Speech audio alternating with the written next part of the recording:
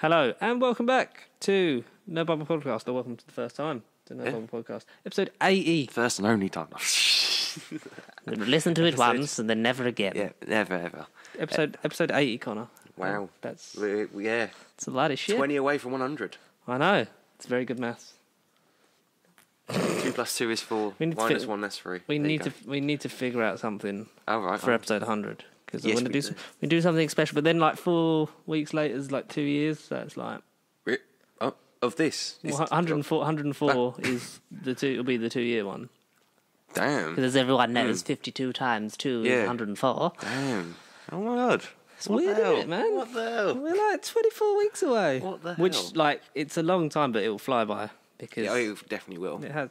But, so thanks for listening to this if you still are from episode 1. I don't think anyone is, because I aren't. I'm not. I doubt it.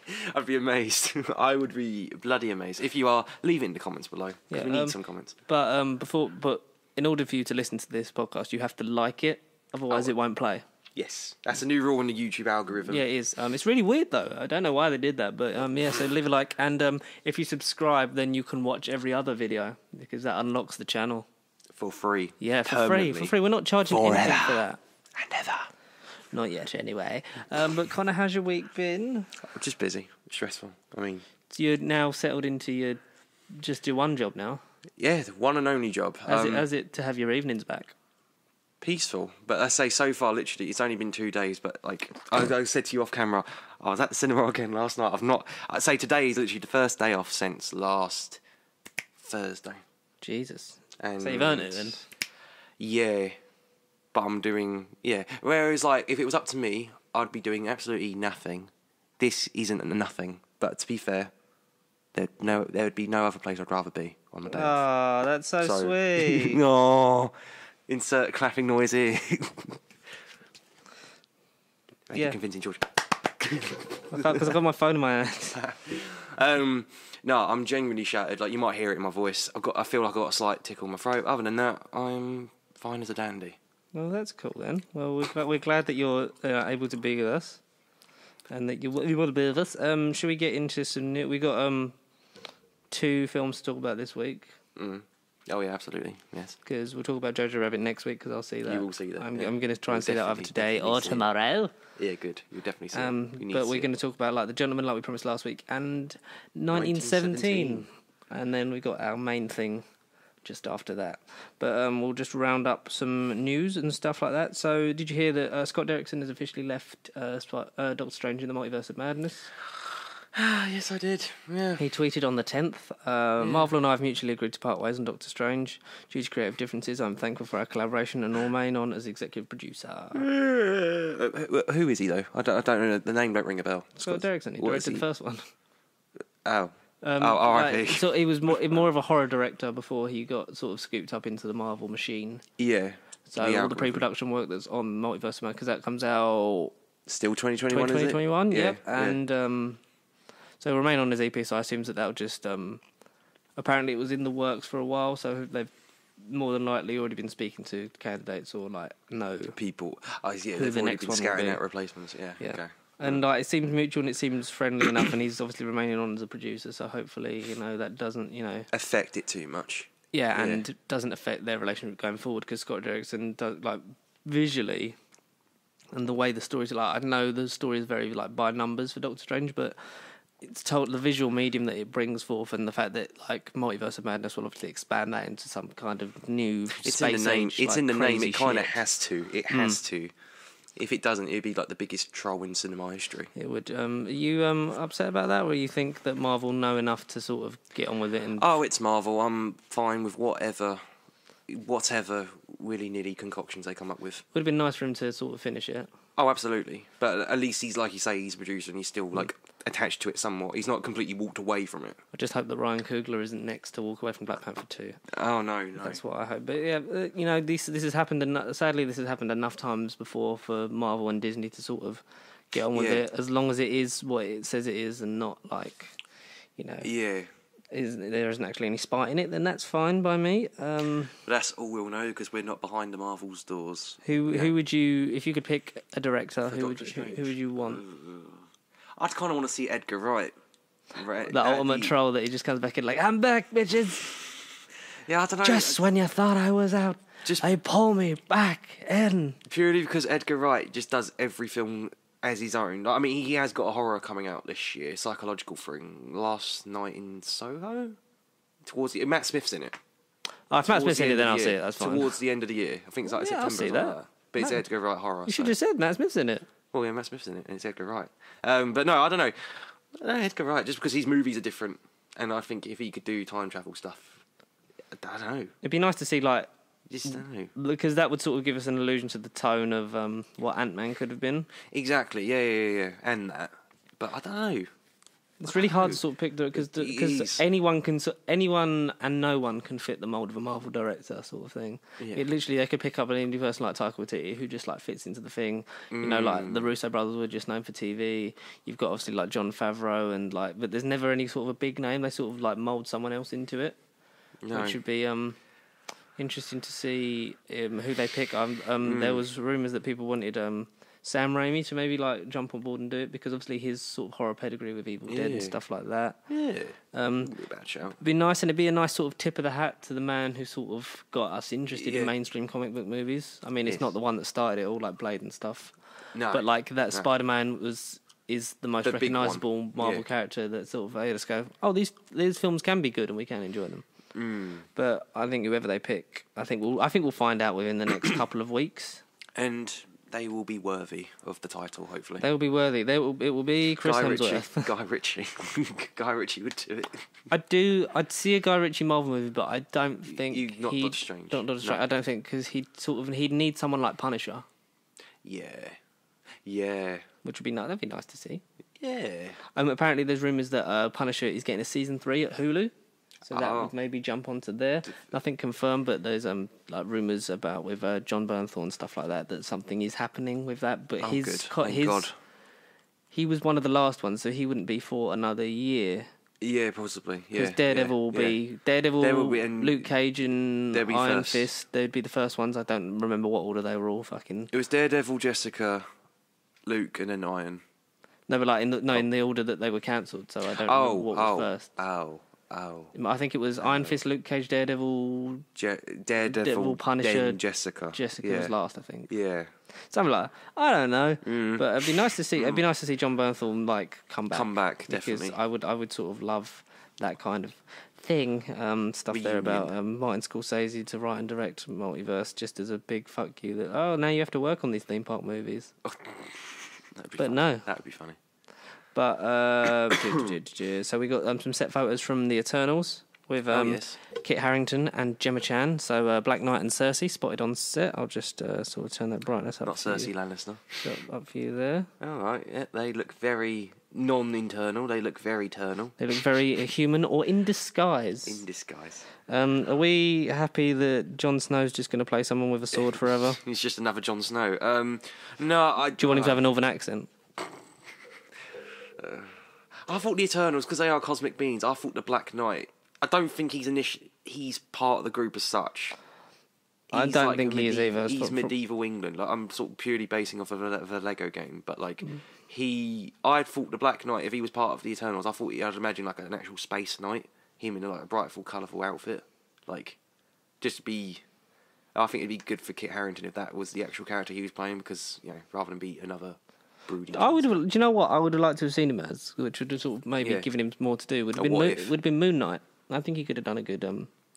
Again, different. It's out there because then it's him breaking the fourth wall and being sort of like almost allowing the moodiness out and stuff like that, and giving him sort of a different thing to play. Because I think Kit Harington is a great actor who's just unfortunately sort of been pigeonholed into one thing. Typecast a little bit. Sort of. Like he's just sort of like in the same you're the grumpy man. Yeah. Do the grumpy man thing. You're the brooding Batman without wearing the bat costume. Bad costume, but that's fun. That's I'm look Kit Harington. Let's get him some good because it was decent in Spooks. Oh yeah, absolutely. Yeah. Which I've never watched. I'd sort of seen the Spooks TV series. Like there was like bits and dotted about. I've seen his. But him in that thing, there was that. But I watched the film on holiday. It was good. It was on Netflix. I was like, you know what? Have a look at Spooks. And it was really good. Rumours that Beta Ray Bill will show up in Thor: Love and Thunder. Oh, great! Possibly be in the role that they want Christian Bale to play. Either that or I forgot what villain name that they threw out there for someone that Christian Bale could play. But they were saying it'd be really funny to see, like, because Christian Bale has proper method. Like, so I glued a horse face to my real face and started living as a Norse god. Jesus, that'd be an image. I could believe Beta Ray Bill was Christian Bale. Because also then he could be a returning character, but also if it's doing the Christian Bale thing, he could just fuck off and never come back. And he could just be like, there you go, guys, there's your reference. If it's Taika Waititi, then definitely. If it's someone outlandish as him, and like all his films are completely... Taika Waititi plays every person in Thor, Love and Thunder. They just superimpose his face onto Chris Hemsworth and Natalie Portman's bodies. The Waititi cut. Yeah. The Waititi cut. The cord cut. The cord cut, that's better. But would you like to see, because it's almost like they're doing a sort of Team Thor thing? Yeah, absolutely, for this thing. Yeah. They're kind of doing the Shazam family, the Thor family. Yeah, which I'm fine with. Do you want Frog Thor, though?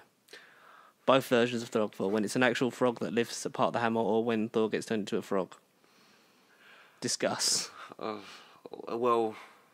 How about they can work both? We can have if we can have this Love and Thunder movie do the Chris Hemsworth being a frog, and then if there's a 4-5 or if there's another Future 4 thing, whether it's a series or another film, you can then have the actual origin of a frog lifting the hammer.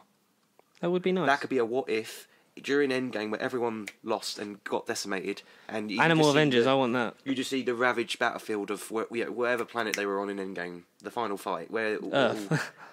Just Earth. You see decimated battlefield, all the corpses of all the heroes, and then you just see a random frog, ribbit, croak, and he randomly lifts the hammer. Yeah, that would be the what if. Mm-hmm. We got a trailer for an MCU Askew movie. Askew, sort of like next to, because we got the Morbius trailer. Oh right, I see. I wonder where you're going with that, but yeah. Yeah. So we finally got the first trailer of Morbius, played by Jared Leto. In the Sony universe, it's sort of taking place next to the MCU, but it's a cousin. But yeah, sort of, yeah. But we sort of got a big sort of lead into the main MCU, sort of at the end. But we'll talk about the trailer in general. What did you think of it, Connor? Weird. Very strange. Very Venom-y. Yeah, but not in a good way. Definitely esque, yeah. No, anything with Sony and superheroes, I get a bit uncomfortable. Sony can't cut trailers. They can't, no. Because, like, the bits in it that were, like sort of like him... So if anyone unfamiliar with Michael Morbius is a man with a blood disease who tries to cure it, leads him to getting infected with vampires because he sort of, I think, is it their blood... It's something, it's something to do with It's something, their blood. It's what they do, because when they suck blood and then they sort of transfuse, they can, I think it's their biology, their body can break it down and make it into their blood type to sort of like something like that. It's along those lines, yeah. And I'm not scientific, so I won't pretend. He needs it to cure his condition. Yeah, because he's basically crippled by a blood disease, isn't he? And then that turns him into Morbius, the living vampire, because he gets the super strength, almost Blade-esque, like the strength and sort of the abilities of a vampire. A very well done villain. There's some good miniseries of him in stuff like that. Check him out if you can. Like if you get prints or whatever. Like however you read your comics. Have you read some Morbius comics? I've dabbled in a few. I only ever know him as the SpiderMan villain from the animated series. That is very good as well, which we can get soon on Disney Plus. And yeah, because at the behest of Big Damn Cast, I've been sort of trying to read up on some comics and stuff like that. But so he's very interesting. But like Venom before him and the Sinister Six that Sony are so desperate to make since 2012. They're definitely trying to shoehorn it in now. They are, I think, without Spider-Man, there is not enough sort of there to interest you. Not. No, 100%. Venom, for it being a dumpster fire of a movie, the good thing it does is it doesn't reference anything outside of itself. Yeah, exactly. And then when you bring Spider-Man into it, hopefully then, because that's the good dynamic, is that it gives Peter all this power and the abilities of Spider-Man, but then it turns him evil, and then he rejects it, and then that gets onto Eddie Brock and blah blah blah, and then Venom, and then you have sort of like the good, like the mirror version of yourself, which is then like sort of escalated more with Carnage, is like fucking just insane. Same with Morbius, same with the Sinister Six, because if you do a Sinister Six movie, which was from their Sony email leak from after Amazing Spider-Man 2, 2014, so they were only going to have... Their only real plan was... they had Spider-Man 3 and 4 planned, I think.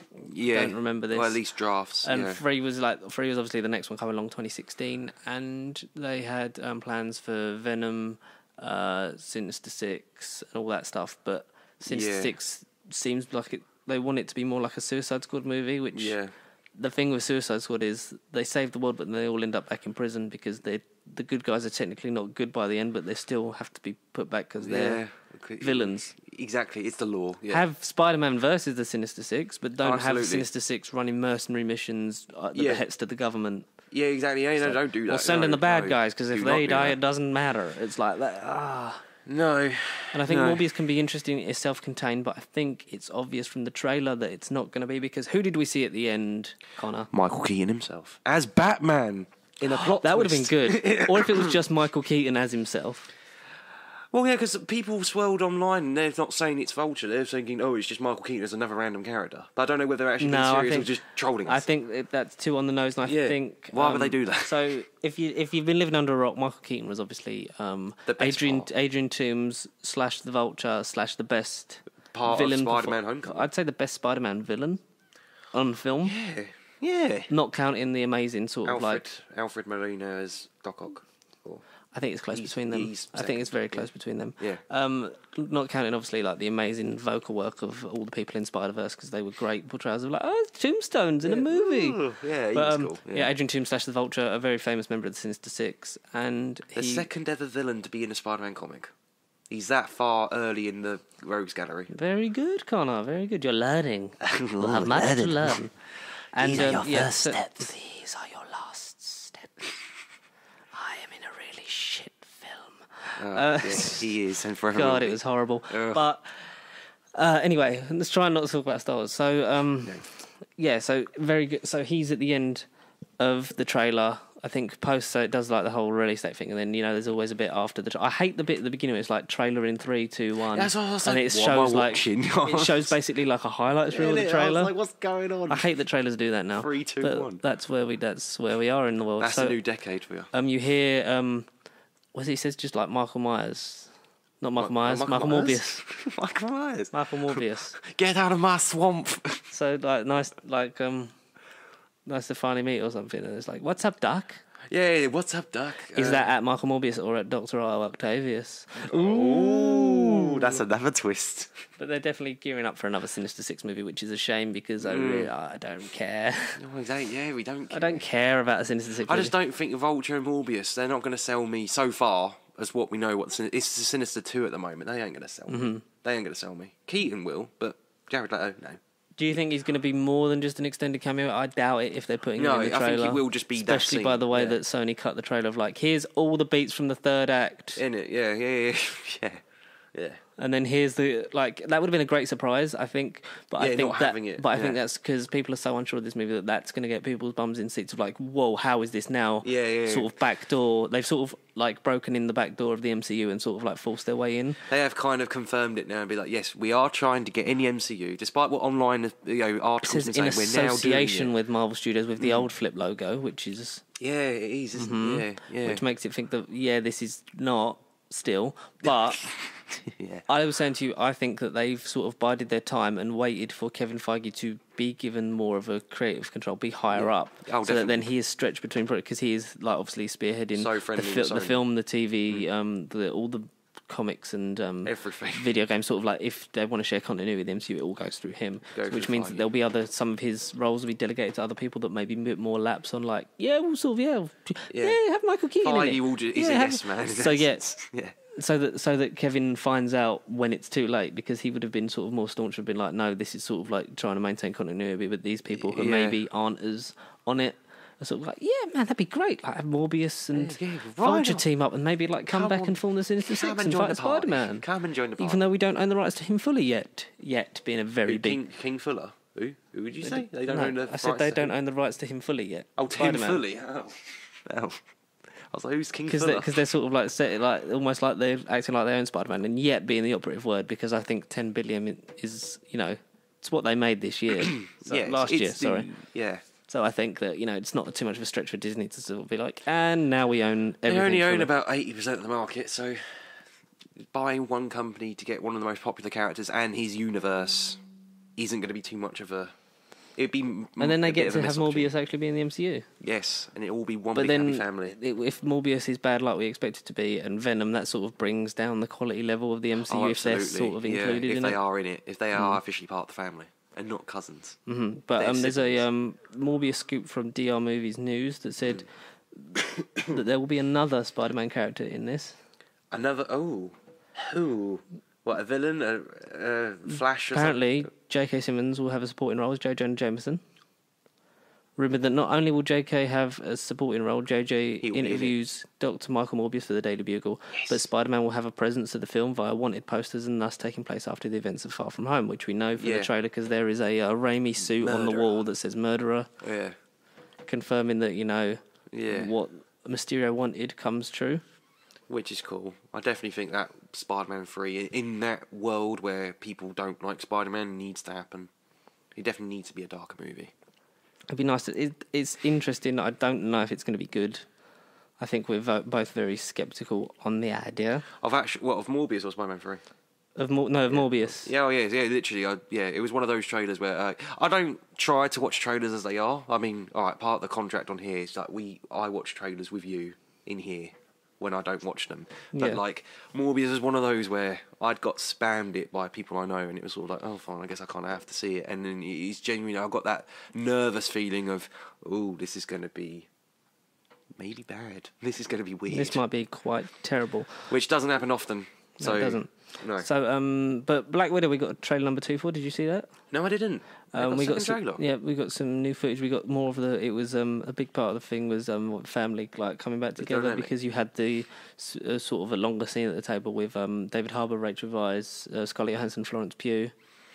It's like it still fits. You got fat. But you see a lot more of Florence Pugh and Scarlett Johansson together. People seem that the vest that she's wearing in Infinity War is the one that Florence Pugh is wearing, so maybe she wears that in remembrance of her sister because she's running away from an explosion. Oh, there was good some point in God, the trailer. jeez. There's everyone doing the Scarlett Johansson sort of scissor kick round the neck thing that she does. Yeah, her signature move. It does look fun. And then we got a first real look at Taskmaster, then facing off on the bridge, like basically doing exact same moves, and then her looking sort of like, good. wait, what? The mask is a bit different because it was Oh, yeah, it is. in, I think, some set photos. It looked like a Iron Man adapted mask, thing, which is good because in Civil War he uses that protocol to predict Captain America's moves so that he can like get his fighting style and then find his weak point. So that would be how you do because Taskmaster is someone who 'cause he copies exactly and copies adapts. abilities, and that would be sort of an interesting way to integrate it into something that already exists. Right. I didn't know Iron Man actually did that in their fight. You know when he's got when yeah. Bucky and that are like beating the shit out of him, and he basically like, all right, so like find his weak point, and then that's when he starts fighting back and nearly like beats him at hand to hand because he could just blow him up. But Yeah, but No. I didn't think of it like that. That's a good connection. If that comes to fruition, he's a good plot. Punisher might be returning season 3. I've said that one. I'm excited for Taskmaster now. Like even looking at him with like the hood Or her, he we don't know. We don't know her, who's under it. We don't know who's under it. Gender fluid, new decade. No. Bit predictable at this point, but I mean, I wouldn't be against it. Nah.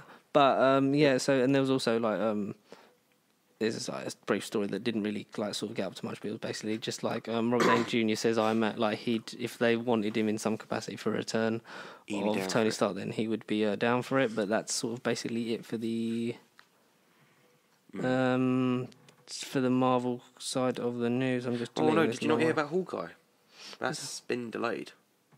Yes, I did hear about that, but I didn't screenshot it. Yeah. That's my fault. 2022, they're saying like. Do you think that that's because of Jeremy Renner? I really hope not, because I like him. Maybe. And then this morning, Falcon and Winter Soldier shooting has been cancelled because of an earthquake going on in Puerto Rico. That's where they're trying to film. Jesus. So now people are saying, "Oh no, will that affect?" Because that's meant to be out this year. Now end of this wondering year. About But then they've brought WandaVision forward, so I think that's sort of like the films. It would sort of be dependent on sort of convenience. It will definitely convenience. Yeah. But I read that this morning. Should we talk some Star Wars things? There's apparently a bearded Jar Jar Binks will return in Obi-Wan Kenobi Disney Plus series. I did not read. Who on earth has sent that? From MovieWeb, that is rumoured that a bearded Jar Jar. That Jar Jar Binks will return in some capacity. Hopefully just to get killed off. Oh my god. Jar Jar is the kid of all I this. need to see that. I'd love to see Jar Jar back, just for the pure, like, fuck you factor. Yeah, legit. Oh. And see him get killed. That'd be great. Nah. Can't kill... Misa going to die. Misa Coppin Kenobi. Oh, Annie, little Annie. Have you seen the Robot Chicken Star Wars stuff yet? Yeah, I've skimmed through a lot of them. And Jar Jar, my main man, getting the escape pod before the Separatists attack, and then fires him out.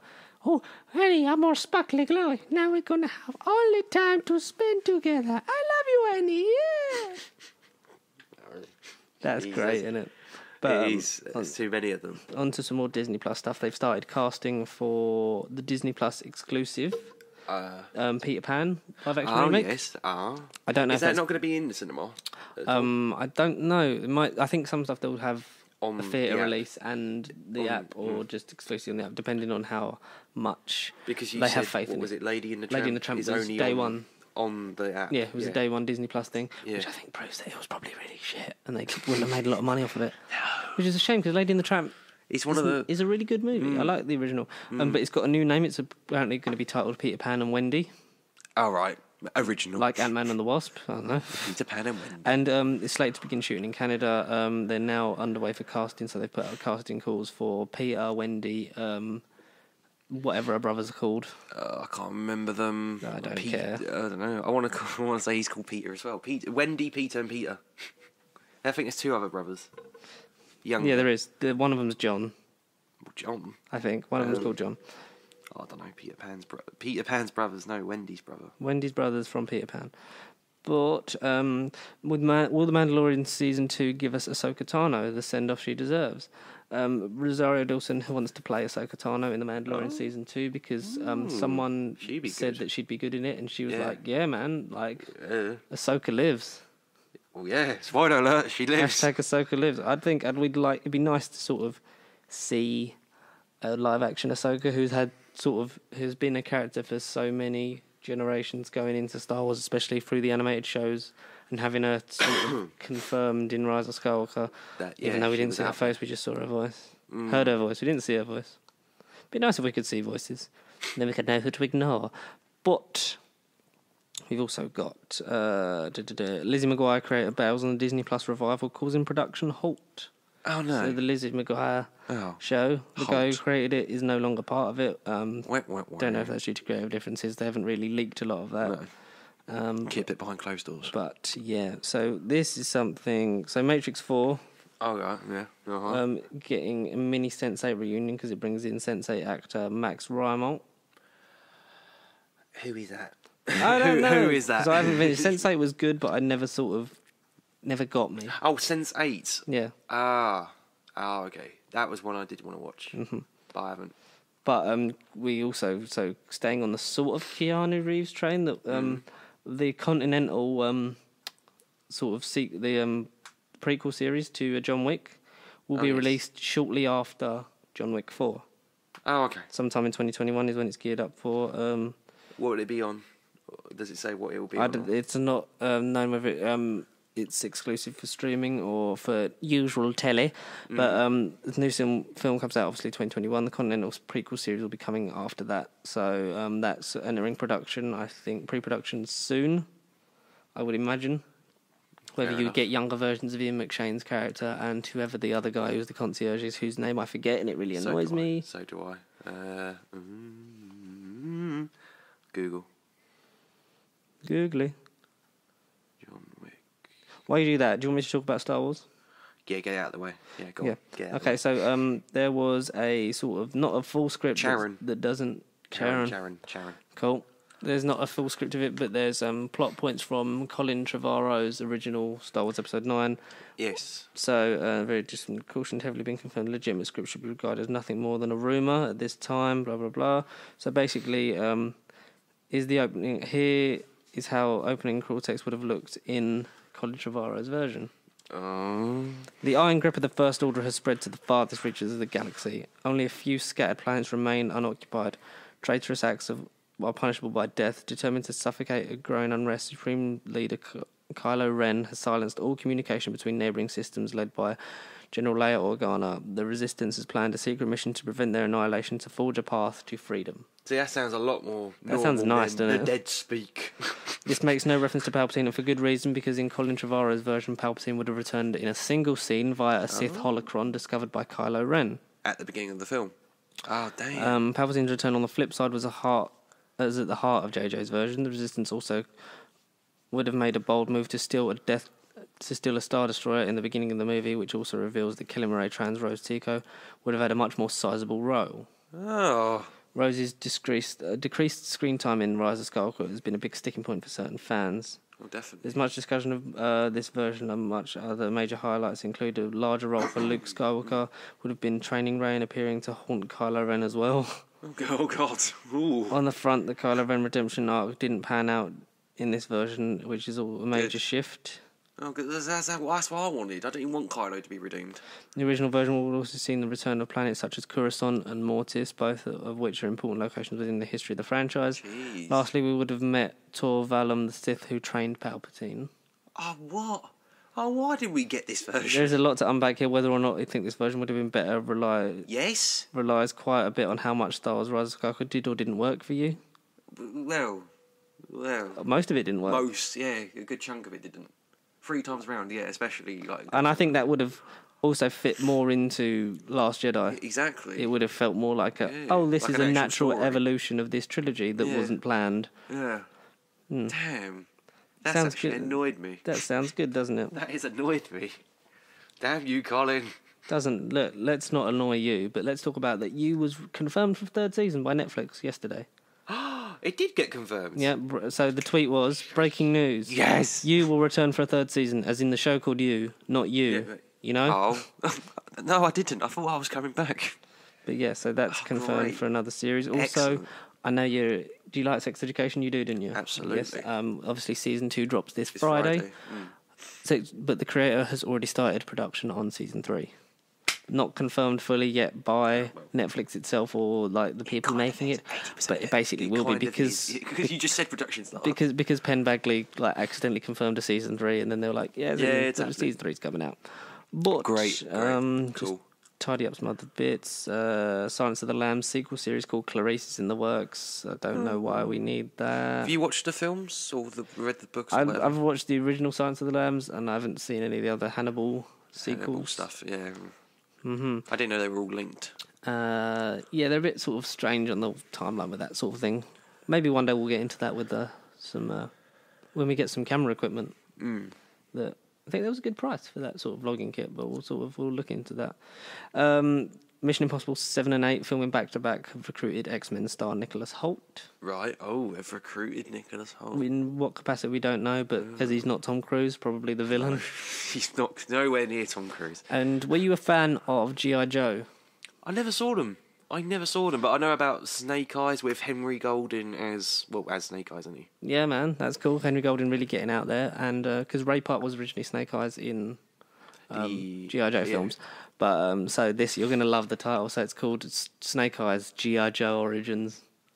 Oh. Where have we heard that Origins before? Oh, no. Ooh. From a great comic book movie. Yeah. Great underrated movie. Yeah, the Magneto Origins that we never got. Yeah. The Witcher Season 2 pre-production has been announced by Henry Cavill. Have you watched that show? I haven't finished it. I feel mixed on it. I'm on episode 2. It's a bit of a... I need to sort of... Yeah.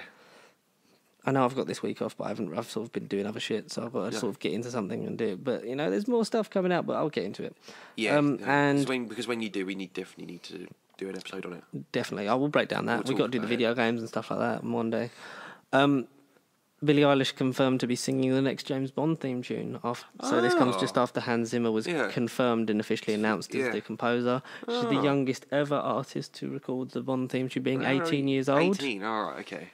I've literally just really caught on to her music like this. Well, I think that's a good choice. That's a good choice. That's it's definitely not who I imagine them. Who I imagine them picking, but I think it says a lot, and it makes me more excited for this film. Yeah. Whether or not it's actually good remains knows? to be seen. Now it is Oscar season. It's gearing up. We got the official Oscar Isaac season. Yeah, Oh man, I'd love Oscar Isaac season. We've got the whole nominations list. I saw a couple. I didn't read them though. So Yeah. But I've got the full list for you, Connor, so we can go through them together. Thank you. Absolutely. Before we get, let me just check the. This is the part where I get surprised. All right, are you ready? So I'll go from the top. I screenshot the whole list. All right. Okay. I'm Just bracing trying to myself. So do you want me to go from best picture downwards? Yeah. Whatever's comfortable for you. So best picture, Best picture. Joker, 1917. Yeah. Once Upon a Time in Hollywood.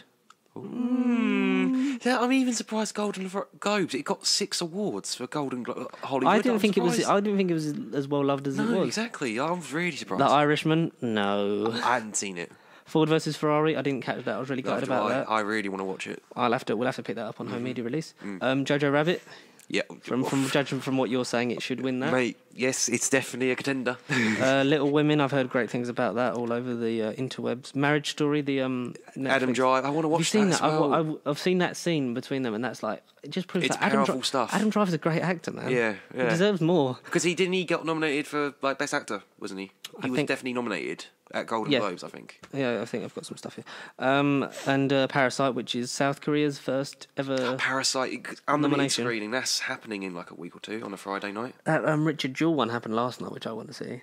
About the Yeah. bombing from the '96 Olympics. There's so many good movies. They're all happening. And they're not really, because people would be like, they're not generally concerned to be our wheelhouse because we're nerdy, but we love all films, and this is just Literally, expanding. you've changed me, literally. Best actor, we've got Antonio Banderas for Pain and Glory, Leonardo DiCaprio, Once Upon a Time in Hollywood. No, he doesn't deserve that. No, he Adam went in Driver, Marriage Story. Yeah, Jonathan Pryce for The Two Popes, and the person I think is going to win, Joaquin Phoenix for Joker. yeah, he's definitely up. I think his there. performance warrants it. I don't think the film. Yeah, the film warrants- itself, yeah. Yeah. The feelings, the film. Oh, First you sight, can't yeah. you can't deny that Joaquin Phoenix done like an amazing job. Yeah, And I wish Yeah. that he'd have shot Bruce Wayne like the original ending. But hey, that'd be good. Just like we wished Episode 9 was completely different for Star Wars, but hey ho. look, we can only wish and dream, and one day we'll remake them because we'll start those petitions that everyone, I don't like it, remake it. Best actress, Cynthia Erivo. Sorry if I've said your name wrong. I doubt you listen to this. For Harriet. Sorry, love Scarlett that. Johansson for Marriage Story. Yeah, Cerise Ronan for Little Women. yeah. Charlize Theron for Bombshell. Bombshell's been getting a lot of good stuff recently because that's Oh, God, I about the did whole wanna see sort it, of, yeah. part of the Me Too movement. I like all 3 women, so I wouldn't Yeah. mind seeing it. I'd like to see, and that seems like a story that, like, that would hold Yeah. my attention. Yeah. And Renee Zellweger for Judy. Judy she was, as far as I know, according to my mum, she was great as Judy Garland. But You the didn't. movie- You went to see it, didn't you? yeah, the movie was Yeah. a bit sort of like Not for you. No. no. No. It was, but I gave it a go. Best supporting actor, Tom Hanks, A Beautiful Day in the Neighborhood. Again, that's out. Getting a I lot of think stuff. soon. That's out. I wanna want to see that. Yeah. Anthony Hopkins for The Two Popes. Al Pacino for The Irishman. Joe Pesci for The Irishman. And the person who I think is going to win this, because we're going to make predictions now, why not? Brad Pitt for Once Upon a Time in Hollywood, just judging by the Golden Globe. Brad Pitt's quite good in it. He is. He's the main man in it, Yeah. in my eyes. He's out of all 3. I see him He's less the as main in supporting, it. more of a sort of Yeah. like him and Leonardo are sort of on the same level. I know that his character is obviously a bit sort of more, but there we I go. could have. Well, I say Brad Pitt in Hollywood was great, but I thought Ad Astra would have at least got a nomination for him because he was good in it. Yeah, but I The just, film I itself just, is I just like, think yeah. that the film tanked so much that it kind of sort of ruined it. Best supporting actress got Kathy Bates for Richard Jewell. I really want to see that when that comes out. Laura Dern for Marriage Story. Scarlett Johansson for Jojo Rabbit. So Scarlett is nominated for supporting and best actress. So Yeah, that's, bloody hell. if she could do the double. She was good Florence at it. Pugh for Little Women and Margot Robbie for Bombshell. Yeah, yeah, all of them. All Yeah, of them make sense. I wouldn't mind any of them winning. I really want to see Richard Jewell. And Yeah. I really want to sink my teeth into Jojo Rabbit because I think that might be my favorite. I know for American audiences it was out earlier, but for us it's It's a 2020 film for us. yeah, the beginning of the year. Just like did The Gentleman come out later for America? It comes out. No, it comes out the 24th. So it's not even out yet. Jesus, We got it New Year's Day because it's. I think they British got film. 1917 before us. December. That was December. That's yeah. annoying Because because we got it bang. We got it literally Friday the last 10th, week. The 10th. Yeah. Yeah. Best director, Todd Phillips for Joker, Bong Joon-ho for Parasite. Person I think deserves this, Sam Mendes for 1917, because the cinematography on that film is insane. Insane. We're going to talk about that a bit Gorgeous. before our main bit. Yeah. Martin Scorsese for The Irishman. Quentin Tarantino for Once Upon a Time in Hollywood. I think, there's There's good bits in that shots wise. Yeah. Yeah. There's good stuff in that. Yeah. And I would say between him and Sam, and maybe Todd might sneak it, but I don't want him to. No. Best adapted screenplay: Irishman, Stephen Zalian, Jojo Rabbit, Taika Waititi, Joker, Todd Phillips and Scott Silver, Little Women, Greta Gerwig, The Two Popes, Anthony McCartan, Just Mercy, which was Jamie Foxx and Michael Jordan. I want to watch that really as well. I really want to have a look into that. I want to watch that. Destin Daniel Cretton and Andrew Lanham. Best original screenplay: Knives Out, Ryan Johnson, Please. Marriage Story, Noah Baumbach. 1917, Sam Mendes and Christy Wilson Cairns. There's room for that because that was a really good. That wasn't a real story, was it? What film? 1917. I don't think it was a true event. But it was based off of the stories that his grandfather said. Yeah, because that was sort of at the end. Yeah. Once Upon a Time in Hollywood, Quentin Tarantino, Parasite, Bong Joon-ho and Han Jin-woo. One. Yeah. Sorry. Best animated feature film. Animated. Claws. How to Train Your Dragon: The Hidden World, I Lost My Baby, Missing Link, and Toy Story 4. Missing Link won a lot at the Golden Globes, and for what was Missing Link again? Oh yeah, Hugh that's Jackman That looks like the Aardman one-ish, isn't it? Yeah. I don't think it is Aardman though, is it? No, but he's just. It has that sort of style, and for them to win that many sort of awards in a realm like over bombarded with Disney and Pixar and stuff like that, that is really good going. It definitely stands out. Yeah. And part of it wants it to win. I don't think Claws because I didn't get the hype of that. Christmas thing. Yeah, no. And I don't think Toy Story 4, as good as it wasn't the best Toy Story movie. No. He did its job. It's serviceable. No. Best cinematography: 1917, Roger Deakins. Yes. Absolutely. Irishman, Rodrigo Prieto. I haven't seen it. There's maybe room for that because it looks alright. Joker, Lawrence Sher. Yeah, I can sort of see it. Lighthouse, Jeremy Blanche. I haven't seen that. Once Upon a Time in Hollywood, Robert Richardson. There's some bits that maybe. Production design. 1917, Dennis Gassner and Lee Sandels. The Irishman, Bob Shaw and Regina Graves. Jojo Rabbit, Ra Vincent and Nora Sopkova. What was that best screenplay? Best production design. Best production design. Screenplay was ages ago. Yeah, sorry, yeah. Once Upon a Time in Hollywood, Barbara Ling and Nancy Haig. Parasite, Lee Han Jun and Chon Won Woo, Han Garim and Cho Hee. I'm sorry if I butchered those names. Costume design: Joker, Jojo Rabbit, Irishman, Little Women, Once Upon a Time in Hollywood. There's loads of the same names. Makeup and hairstyle: Bombshell, Joker, Judy, Maleficent, Mistress of Evil in 1917. Maleficent? Ooh, that's something different. Best original score: 1917, Thomas Newman. Joker, Hilda Gudendottir. Sorry about that. Little Women, Alexandra Desplat. Marriage Story, Randy Newman. Randy Newman. And Rise of Skywalker, John Williams. Maybe, yeah. I don't know. I'm surprised I can't remember these. Best original song, I Can't Let You Throw Yourself Away, Toy Story 4. I'm Gonna Love Me Again from Rocket Man, Elton John and Bernie Taupin, written by Elton John and Bernie Taupin. Yeah. I'm Standing With You from Breakthrough. Into the Unknown from Frozen 2, written by Robert Lopez and Christian Anderson Lopez. You don't care about Frozen 2. Stand Up from Harriet, Joshua Brian Campbell and Cynthia Erivo. Out of that, I'd say Love Me Again from Rocket Man, because that is a bop. Best film editing: Ford vs Ferrari. Really wish I'd seen that. That was like end of the year, wasn't it? That was like December. That was a secret unlimited screening as well. We need to try and get into some of them. Unlimited, yeah. Some of the secret ones where it's like, ooh, it's a good Richard Jewell was last night. If I'd known, I would have said to the ones I was with last night, I'd been like, we're seeing that instead. But well, you could, maybe see it with me at some point. All that, yeah. All that. The Irishman, Jojo Rabbit, Joker, Parasite, so that's editing. Best sound editing, 1917, Ford vs Ferrari, Joker, Once Upon a Time in Hollywood, Star Wars, The Rise of Skywalker. Oh. For sound, yeah. If it was nominated for normal, I'd say, fuck no. Jesus. Oh, you might be interested in this one. Best sound mixing, Ad Astra, Joker, 1917, Ford vs Ferrari, Once Upon a Time in Hollywood. Ad Astra for sound mixing. I don't remember it. It's not Alien. It weren't like out there. I don't know. I don't. Did it sound like Brad Pitt was in space? Yes. Well, then they did their job. Well, yes. Yes. Best visual effects, 1917. Avengers Endgame. Yes. The Irishman. Jesus. Is that just for de-aging Robert De Niro? Yeah, exactly. This one shouldn't win it because they didn't pay their studio and loads of people lost their jobs. The Lion King. Oh, no. Stop and no. Star Wars Rise of Skywalker. I'd say Avengers Endgame. Effects. Just because there wasn't for the scale and I'd say there was more cinematography than special effects in 1917. Oh yeah, 100%. Yeah. Best foreign language film: Honeyland, Corpus Christi, Les Miserables, Pain and Glory, and Parasite. Yeah. I've only heard things about Parasite. I've heard really good things about it. I kind of want that to win. Best documentary feature: American Factory, The Edge of Democracy, The Cave, For Sama, and Honeyland. Don't know any Best of them. documentary short subject: In the Absence, St. Louis Superman, Learning to Skateboard in a War Zone (brackets If You're a Girl), Life Overtakes Me, and Walk, Run, Cha Cha. Never. Documentaries is just stuff I don't watch. I think we should get into, but then Yeah. there's not really for this genre of podcasting No, that we're doing, oh, is no, it? no. But I really want to sort of, we do expand, Delve. we expand our artistic definitely. Especially claim, since I've don't done we? this, I've definitely expanded. Best short film animated, Dakara, which brackets his daughter, Hair Love, Kit Ball, Memorable, and Sister.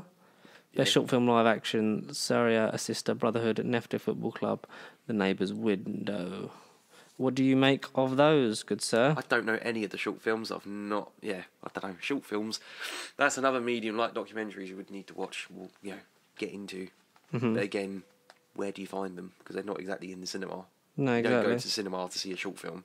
Not unless it's a really artsy one.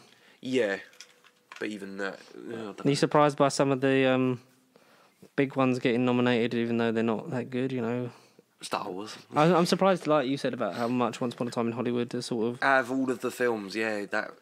Don't get me wrong, very good film. Like, yeah, it's just I don't know. But for me, because I haven't seen a lot of Tarantino's work, like I don't understand his vision. Like, it's like I could have got any other director and made it good, but I don't know. I don't know. I liked it. It deserves a rewatch, Yeah, but I don't know. Weren't perfect. we'll have to see. me. We'll see what that comes out as. Joker is the most nominated comic book movie of all time, with 11 nominations. Beating Dark Knight in 2008 had 8, Black Panther had 7, Incredibles had 4, Superman 1978 had 3, Batman Forever had 3, and Spider-Man 2 had 3. Spider-Man 2 only had 3. Jesus.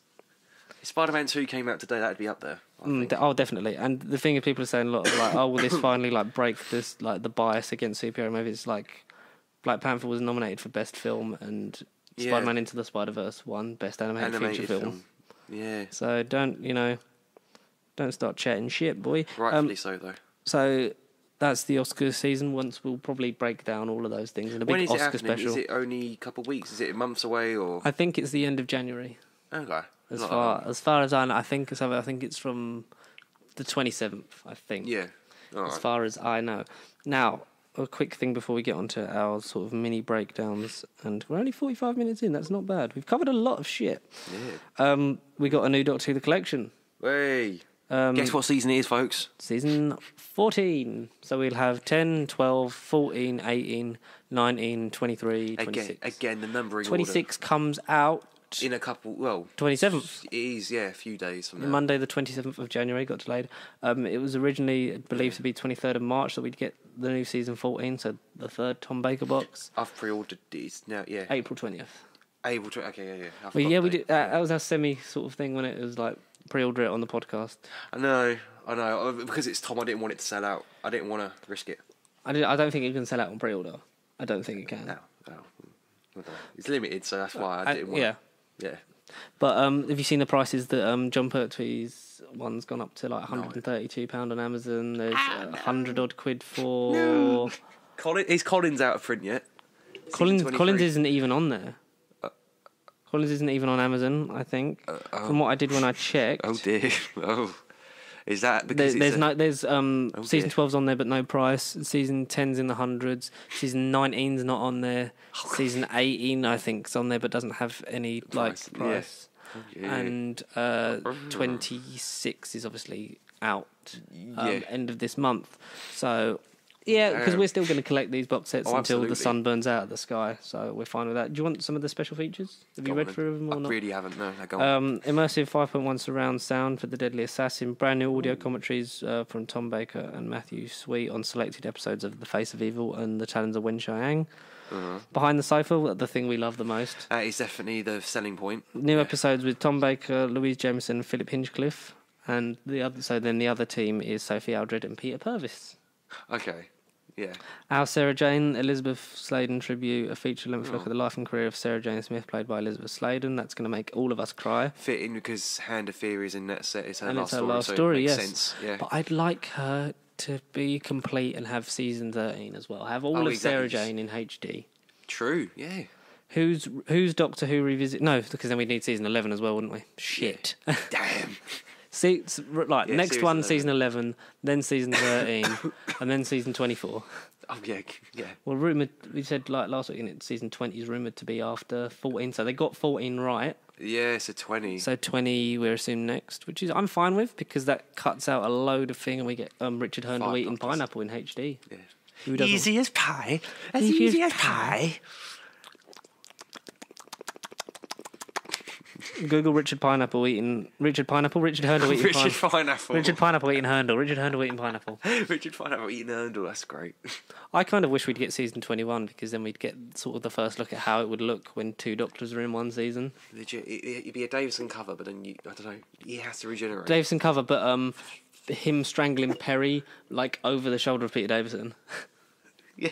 And we all know, because have you seen that clip from Mr. Tardis reviews of Spyfall, because it's about alien spies, and it just goes to the clip of it, and we all know what happens to alien spies. Who's Doctor Who revisited? Tony Haddock meets the production and grown-up stars of the very first Doctor Who documentary. I don't remember what DVD Who's Doctor Who revisited. Who's Doctor Who? I assume it was a Sylvester thing, because they probably just put it all at the end. Probably. In conversation, Matthew Sweet chats to producer Philip Hinchcliffe, which is nice. The Blu-ray trailer with Louise Jameson. Have you watched that? I've not watched it, but I know the robots are in it. Yeah, one of the robots is her. She's on the phone, meant to be on the phone to Tom Baker, saying, "Oh no, this is I've just been looking at our new season, showing it to the assistant," and he's she gives him a load of stuff to do, and then he starts in the thing, his eyes go red and is about to kill her, and then she just bops him around the head with the season 14's box set, and then just goes, "Still got it." Love Louise Jameson. Brand new interviews, rare archival footage, convention footage, HD photo galleries, scripts, costume designs, rare BBC production files, and other gems from our PDF archive. The PDF stuff's been really interesting so far on these box sets, and I can't wait to actually watch them. I've barely watched or looked at it. I've been watching some of the Troughton that I got for Christmas, and then the stuff I bought with my Amazon vouchers. So I've watched Moonbase Invasion and stuff like that. Yeah. I do need to watch a lot of them. Well, I've got them all. I just need to. Like I say, Tom Baker Marathon, I've just completely stopped. I do want to watch the 60s, but I want to hear about the collection sets. I feel like, the collection sets are going to end up being an unsocial commentary thing, which we are working on, because we are hopefully buying a camera either this week or next. We'll sort of the price of that, because I want to see if we can get that sort of set for any cheaper, but it is expensive, isn't it? Because it's expensive to have the body of the camera and then the lens anyway. I saw the price, yeah. It's like $300 for just the camera anyway, so it's like... But is it 4K and it was... 4K, well, that's what Tom said. Yeah, that's what. Who actually who looked it up? Was it you or was it? I looked it up, the thing, and then I asked him if I just asked the group. Is this good? Yeah. Just mainly aiming it at Matt and Tom. Is this any good? And they were like, yeah, it's pretty decent. I saw it's supposed to be Matt's camera. Yeah, that's what Matt said with it. Yeah. He also said he's that sort of thing is good, especially what you're getting for it is good. He just said obviously for the price of what it's good, but there are some that you could find for maybe £100 odd quid cheaper than that. Which 100 quid's 100 quid, so we'll have more of a look for that, because even though we're splitting it, that's still... Yeah, it's pricey. But pricey. Yeah. It's what we need to do it. We'll get it though, bite the bullet, and then it'll be done. Yeah, and then we don't have to do it for a while, and then we can just, beat Matt up for the rest of time. Should we talk about, we meant to talk about The Gentleman, and we'll dive into 1917 before our main feature. Gentleman, you've seen it twice. Yes. Guy Ritchie film. Unfortunately. Starring Charlie Hunnam, Hugh Grant... Colin Farrell. He's Farrell, no. Colin Farrell's really good in it.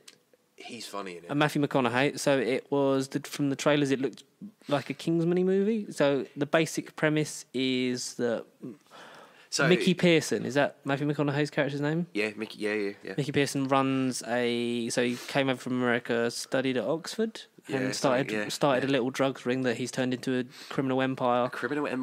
And I think the basic thing is he's trying to get out of it and retire, sell it off, and just spend time with his wife. Yeah, with his other better half. And put his feet up on the beach or something, he says in the film. Yeah, and it's a weird sort of framing narrative, because you get a a lot of it is Charlie Hunnam and Hugh Grant sort of reliving. It's essentially an interview. Hugh Grant essentially turns up at Charlie Hunnam's house, and Ray. Charlie Hunnam's character is like, Fletcher, get the fuck out of my house. And Hugh Grant is basically... God, Charlie Hunnam can't speak, can he? I know, he's Sort weird. of really unfortunate, because he was in Barker Grove, so he was Geordie, but now, like, spending all that time in America is sort of like... He doesn't have a voice. Anyway, sorry. No, it's essentially Hugh Grant's he's getting a paycheck, 20 million paycheck. He's like, that's it, Raymond, $20 million. And let me explain why that is such a reasonable price. 150,000. Yeah, because he's basically... So the newspaper want to sort of, like, out this whole thing. Out this whole thing, yeah. And he's sort of like a slippery, slimy reporter, which is he plays really well and against Hugh Grant type.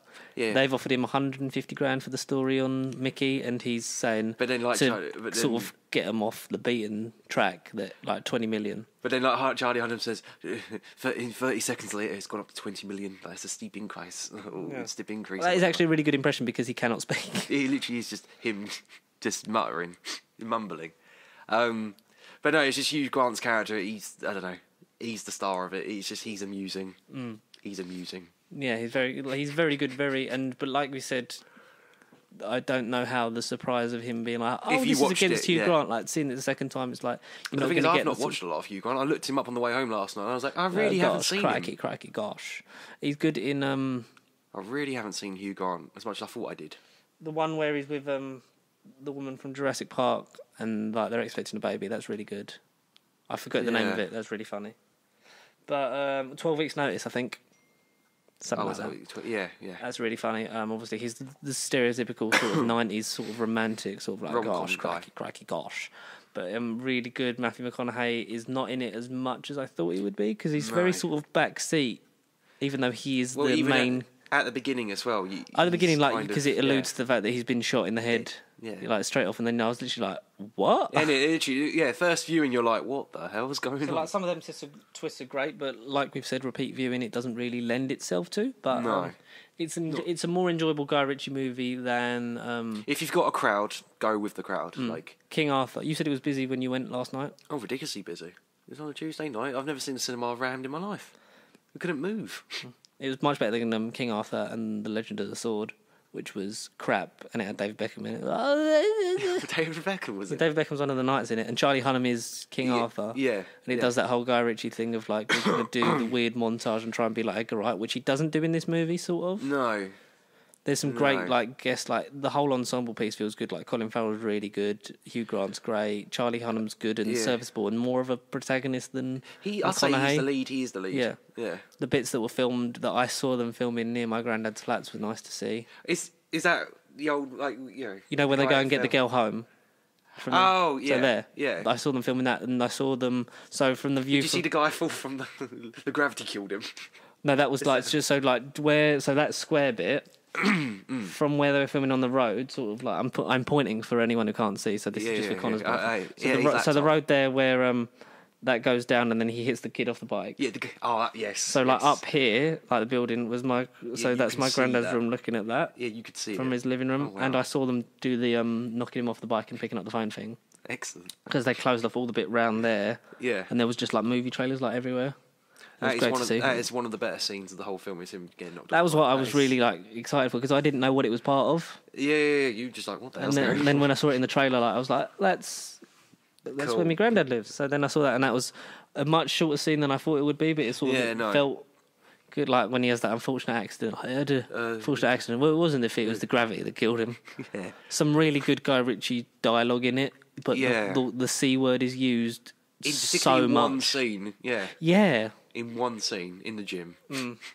Yeah. Just like, and then there's some bits and pieces in there. But great guest performance by all, especially, I forget the man who was in World's End and the evil doctor in Deadpool 2, who's the newspaper editor. What's his character's name? The big boss, Big Dave. They call him Big Dave. Yeah, Big Dave. Forget the actor's name. He's really good. I saw him in something like a week ago. Yeah, Big Dave. He's great, and they make some nice snide David Cameron references with the pig.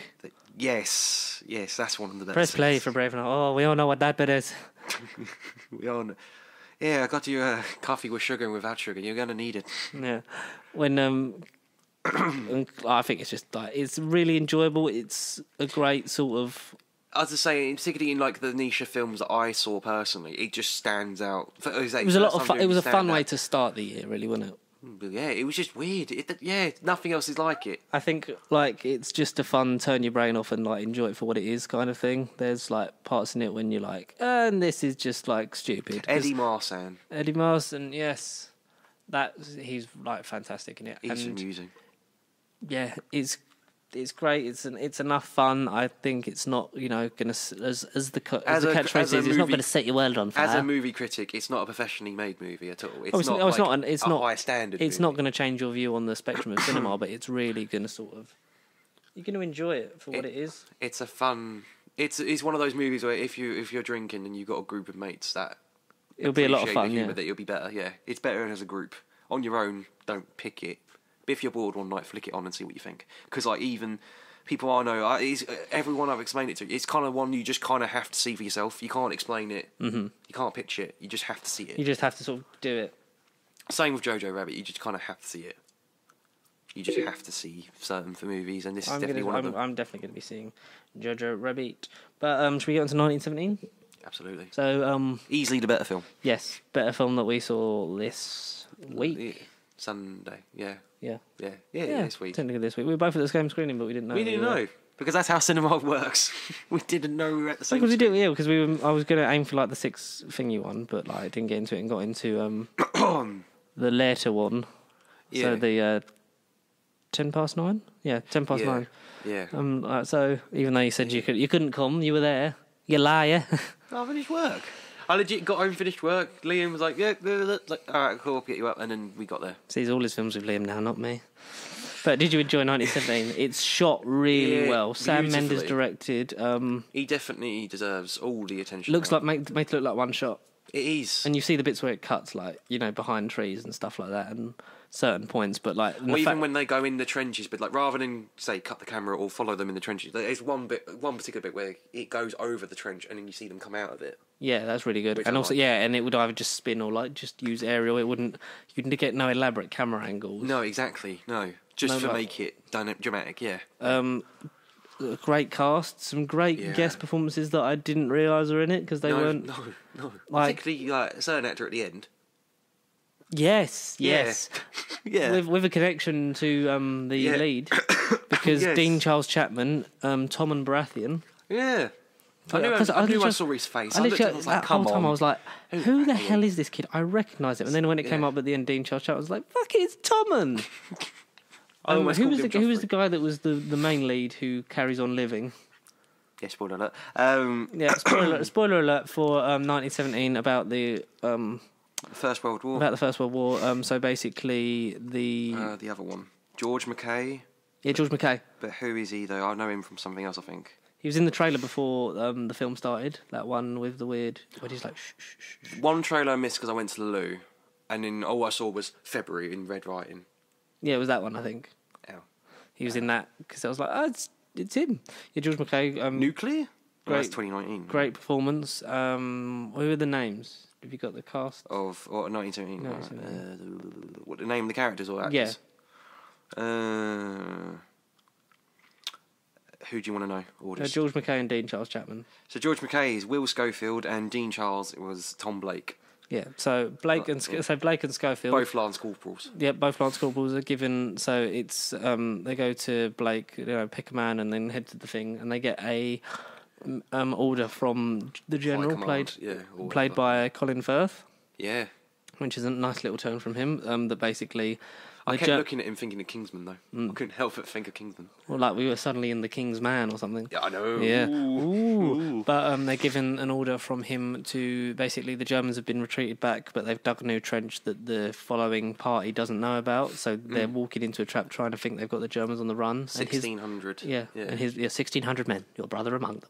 Yeah, exactly, yeah. So he has to basically... They have to get by the morning. They have to get them this letter to the front line.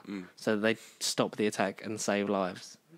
And that's it. That's the plot, and it's great and it's tense. Simple, effective, very tense. Very tense. And I think as much as there wasn't enough, like there wasn't a lot of 4DX moving in it, it sort of particularly at the beginning, it enhanced the movie enough for me that it was like, this is great. Solid. Like they go through like the old. They have to go through No Man's Land. The crossover. There was bloody Andrew Scott's in it. Who? Moriarty. Moriarty. You know when they get to Trish like this idiot thought it was Tuesday.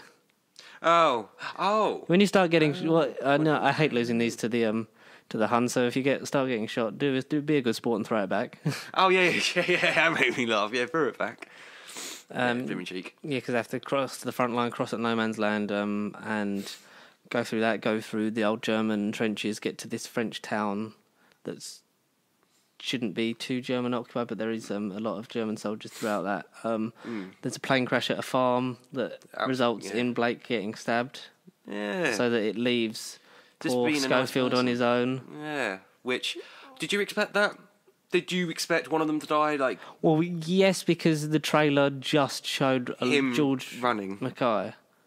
Oh yeah, he did for a lot of it, didn't he? Yeah, the trailer is just a lot him. Dean Charles Chapman's not really in the rest of the trailer, so it's like, probably not going to be in it a lot, are you, Dean? But why didn't they just kill the German soldier that was shot? So the plane gets shot out of the sky in a dogfight, and they drag him out of the fire, and then he stabs.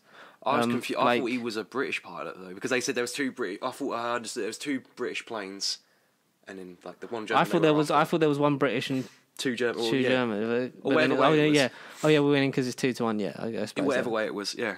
Oh, they've got him. Yeah, because when they said they got him, it could be interpreted as bad. Like, oh no, they got one of ours. But yeah.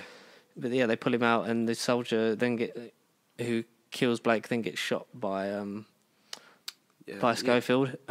And a nice little cameo because then some British soldiers turn up because they're going through the town of. I can't remember the town. No. French town. Don't remember what it was. It's really sorry, but it was. Really I need to see this film again. It was great. But Mark Strong's one of the captains. I know. I thought Shazam. I was like, hang on, I know you. I saw literally, like seeing the outline and hearing his voice, I was like, I know Mark Strong's in this movie, and he wasn't in the trailer. Andrew Scott wasn't mentioned because the main ones that were mentioned were the two boys and Colin Firth and Cumberbatch. Because Cumberbatch is in one shot at the end. Yeah. So they have to get it to. What was the general that they have to get it to? General Sergeant Sanders or Captain whatever. Captain what? Who's Benedict Cumberbatch's character? Colonel Mackenzie. Colonel Mackenzie, yeah. So because Colonel Mackenzie's leading the attack on the German things because he believes we got them on the run, so we're going to catch them now. But and then that whole journey, it's really tense. It's really well done. There's not a lot of gunfire and action of it. It's a lot of stealth. It feels very. I said to Connor in this, like it would be. I think it would make a really good video game. Yeah. Like a good Call of Duty campaign, an old school Call of Duty campaign. Yeah, like an actual like single player thing, like where it's just like stealth missions and stuff like that, and having to like it's a very simple objective, but it reminded me of you played World of War. Call of Duty. The Russian level Stalingrad. Particularly in one bit where he's on the bridge and you get the first bit of the sniper shot. Yeah, like that bit is Stalingrad for me. And then and they're being shot from a tower, which he then goes up, but then he doesn't get shot by the man when he opens the door and he shoots the German soldier at the window because he's obviously caught him. But they kind of shoot each other. Yeah. But then I thought he'd be dead if he was shot like that because he gets shot at, and but then the falls down the stairs. So I don't know whether it caught him somewhere or didn't. Shoulder, possibly shoulder, but that's never really alluded to. That's my only sort of gripe with it. Of like, did he get shot or not? Because then it's. I thought he got shot in the eye because he kind of goes and he falls in the middle of the night. Yeah. And when he wakes up and like the city's on fire. Yeah. And he sees flares. And I was thinking that's the only thing. Like Sam Mendes, he likes to shoot in the dark where you can't really see, and that bit when he's being chased, like it's really. I think it'll benefit HDR. It will benefit 4K. Yeah, and I like how the fire sort of like silhouettes it. Yeah, and looks really nice. And like being chased by a German soldier, hides under the one of these houses in the basement and discovers a French. Like a little store. He just goes. Discovers a French girl and a baby who the baby's not hers, but she found her. And the milk that he'd taken from the farm earlier because he had nothing to drink, like he gives to the baby and gives them food. And then carries on his journey, literally, because he knows that time is the enemy, is like the sort of motto of the film. Oh, basically, yeah. And he literally like doesn't have time to stop. Like when the van gets stuck and they have to, they're like, push it, help me, I've got to go. Does that, and then he eventually gets to that line and he's running through. Like it was when he gets to the woods and like that morning because he falls down a waterfall because he like dives over a wall, avoiding the German soldiers that are chasing him. Just gets swept away, and he's got nothing left on him apart from the letter that I thought was going to get wet, but because he kept it in the tin. Yeah, yeah. Oh, that's beautiful. Yeah. It's when he gets to the woods and he hears the D Company. They're like having a song, like just trying to up the spirits before, because they all go down in their squads one by one, and then the A will be sent over first, and blah blah blah. So they're all, I think. And then Cumberbatch was at A Company. So he was front line because he was at the Colonel Mackenzie. He was in the hut right on the front line. So like when he just sits against that tree and he's knackered. Yeah, he literally is just that shot of him just like. So you're right, mate. I need to find these. Well, that's us. We're D Company. And then literally he just like jumps up and then starts sprinting. Where's Colonel Mackenzie?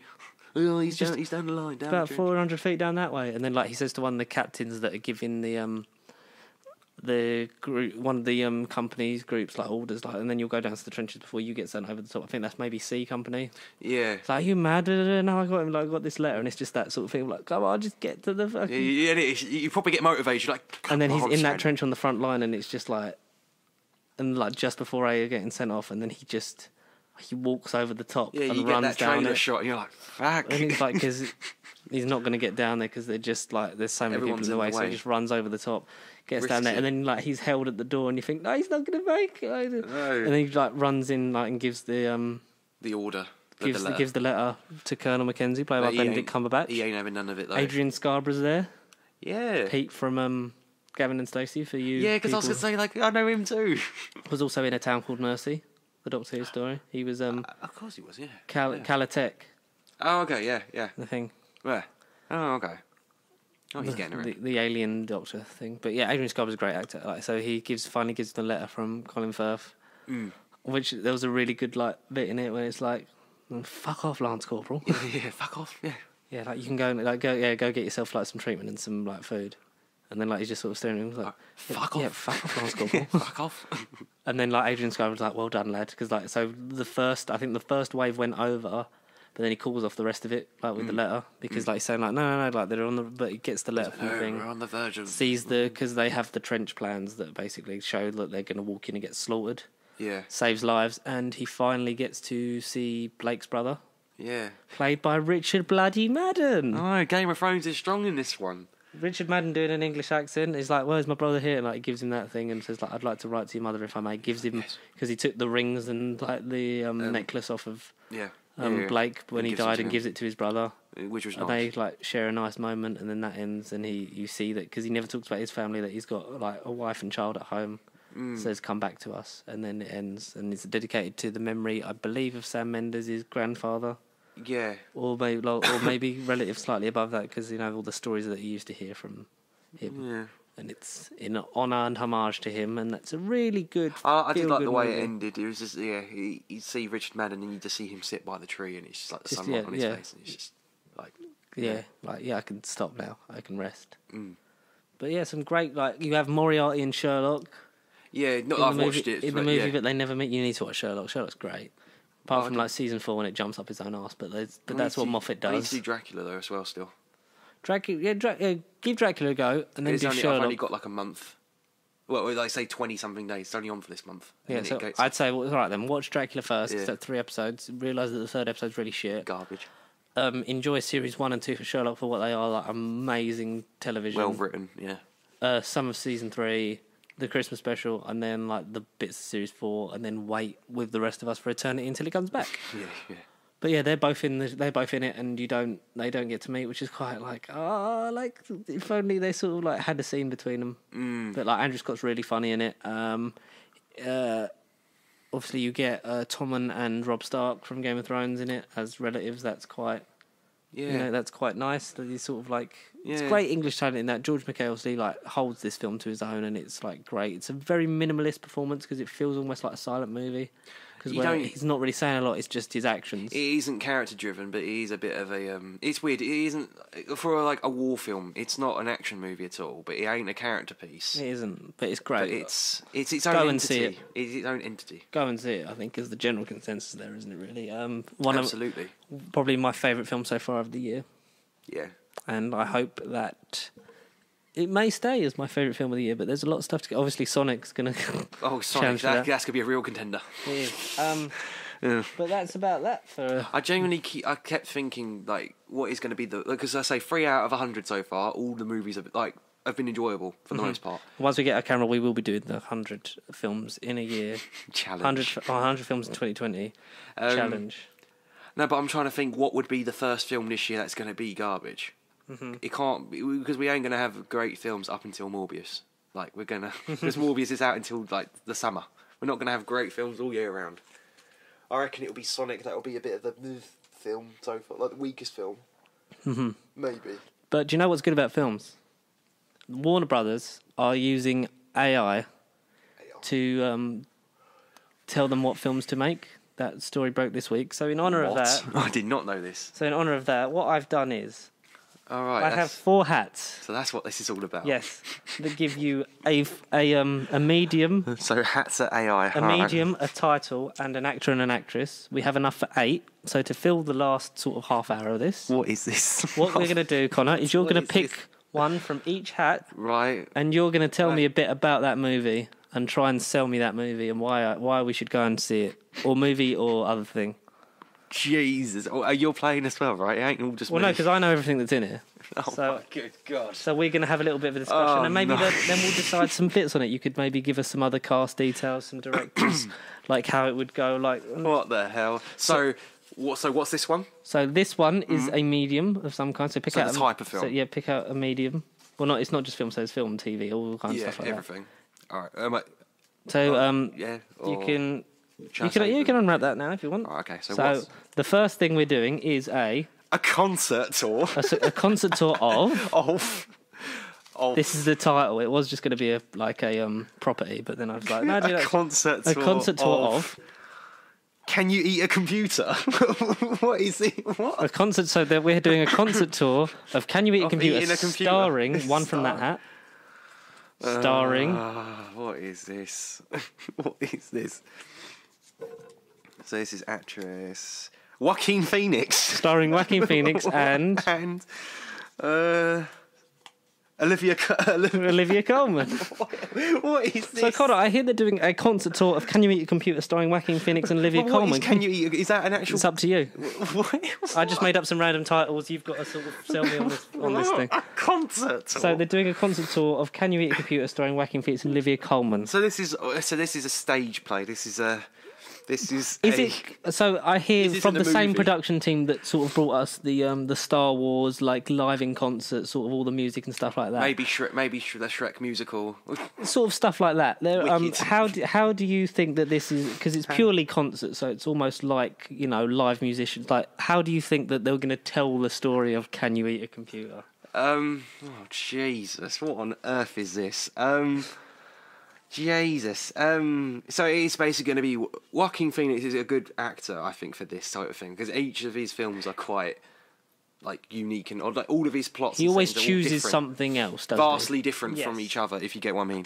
So it's essentially going to be a de-age Joaquin Phoenix. Oh, de-age! They're going to de-age him on stage. Believe it or not, this is a new decade somehow. Is he Joaquin Phoenix a younger version of an older actor, or is it Maybe, yeah, I like that vibe. He can be a younger Alan Rickman. a younger Alan Rickman? Oh, so it's the life. So is it based off of an Alan Rickman memoir that he wrote before his death? Too many ideas. Who's Olivia Coleman playing in this?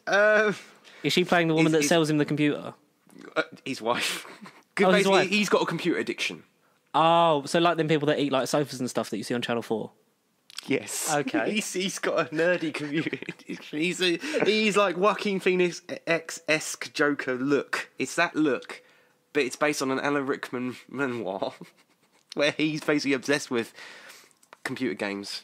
But then one day, I don't know, Takes it too far. randomly decides and Starts wants eating to find them. out what it feels like And in does his he? stomach. Is he trying to? Yeah. And does the music like represent his journey of like finding other people that like eating computers? Can you give me the name of the main song that's going to sort of like, or the main piece of music that sort of envelops this emotion of this story that Joaquin performs with the brass band? No. Original song or an actual it- song that I can base it on? Yeah, like hard. Like it's the hard drive and the hard life. I don't know, something like that. Hot driver. Oh, you have to be. I can't think of anything. This has completely overwhelmed me. It's a great idea, though, isn't it? terrifying idea. That needs to happen, though. That's terrifying. When is that going to come out, and when does where does the tour start? I think shooting will start roughly in like. Oh, they're going to film some stuff for the concert. That's cool. Yes, I know exactly what I'm talking about. Big media project by Sony, because they do everything. Wow, really that's well. great. Like, That's pretty cool. They're sort of obviously, branching out from Sinister Six. Yes, it's better, bigger, better. This is better than ambitious. Morbius. Oh, absolutely, by miles. Is Michael rough Keaton shooting. going to have a cameo in it? No, maybe the actor. I can't. His name escapes me, but the Shocker actor.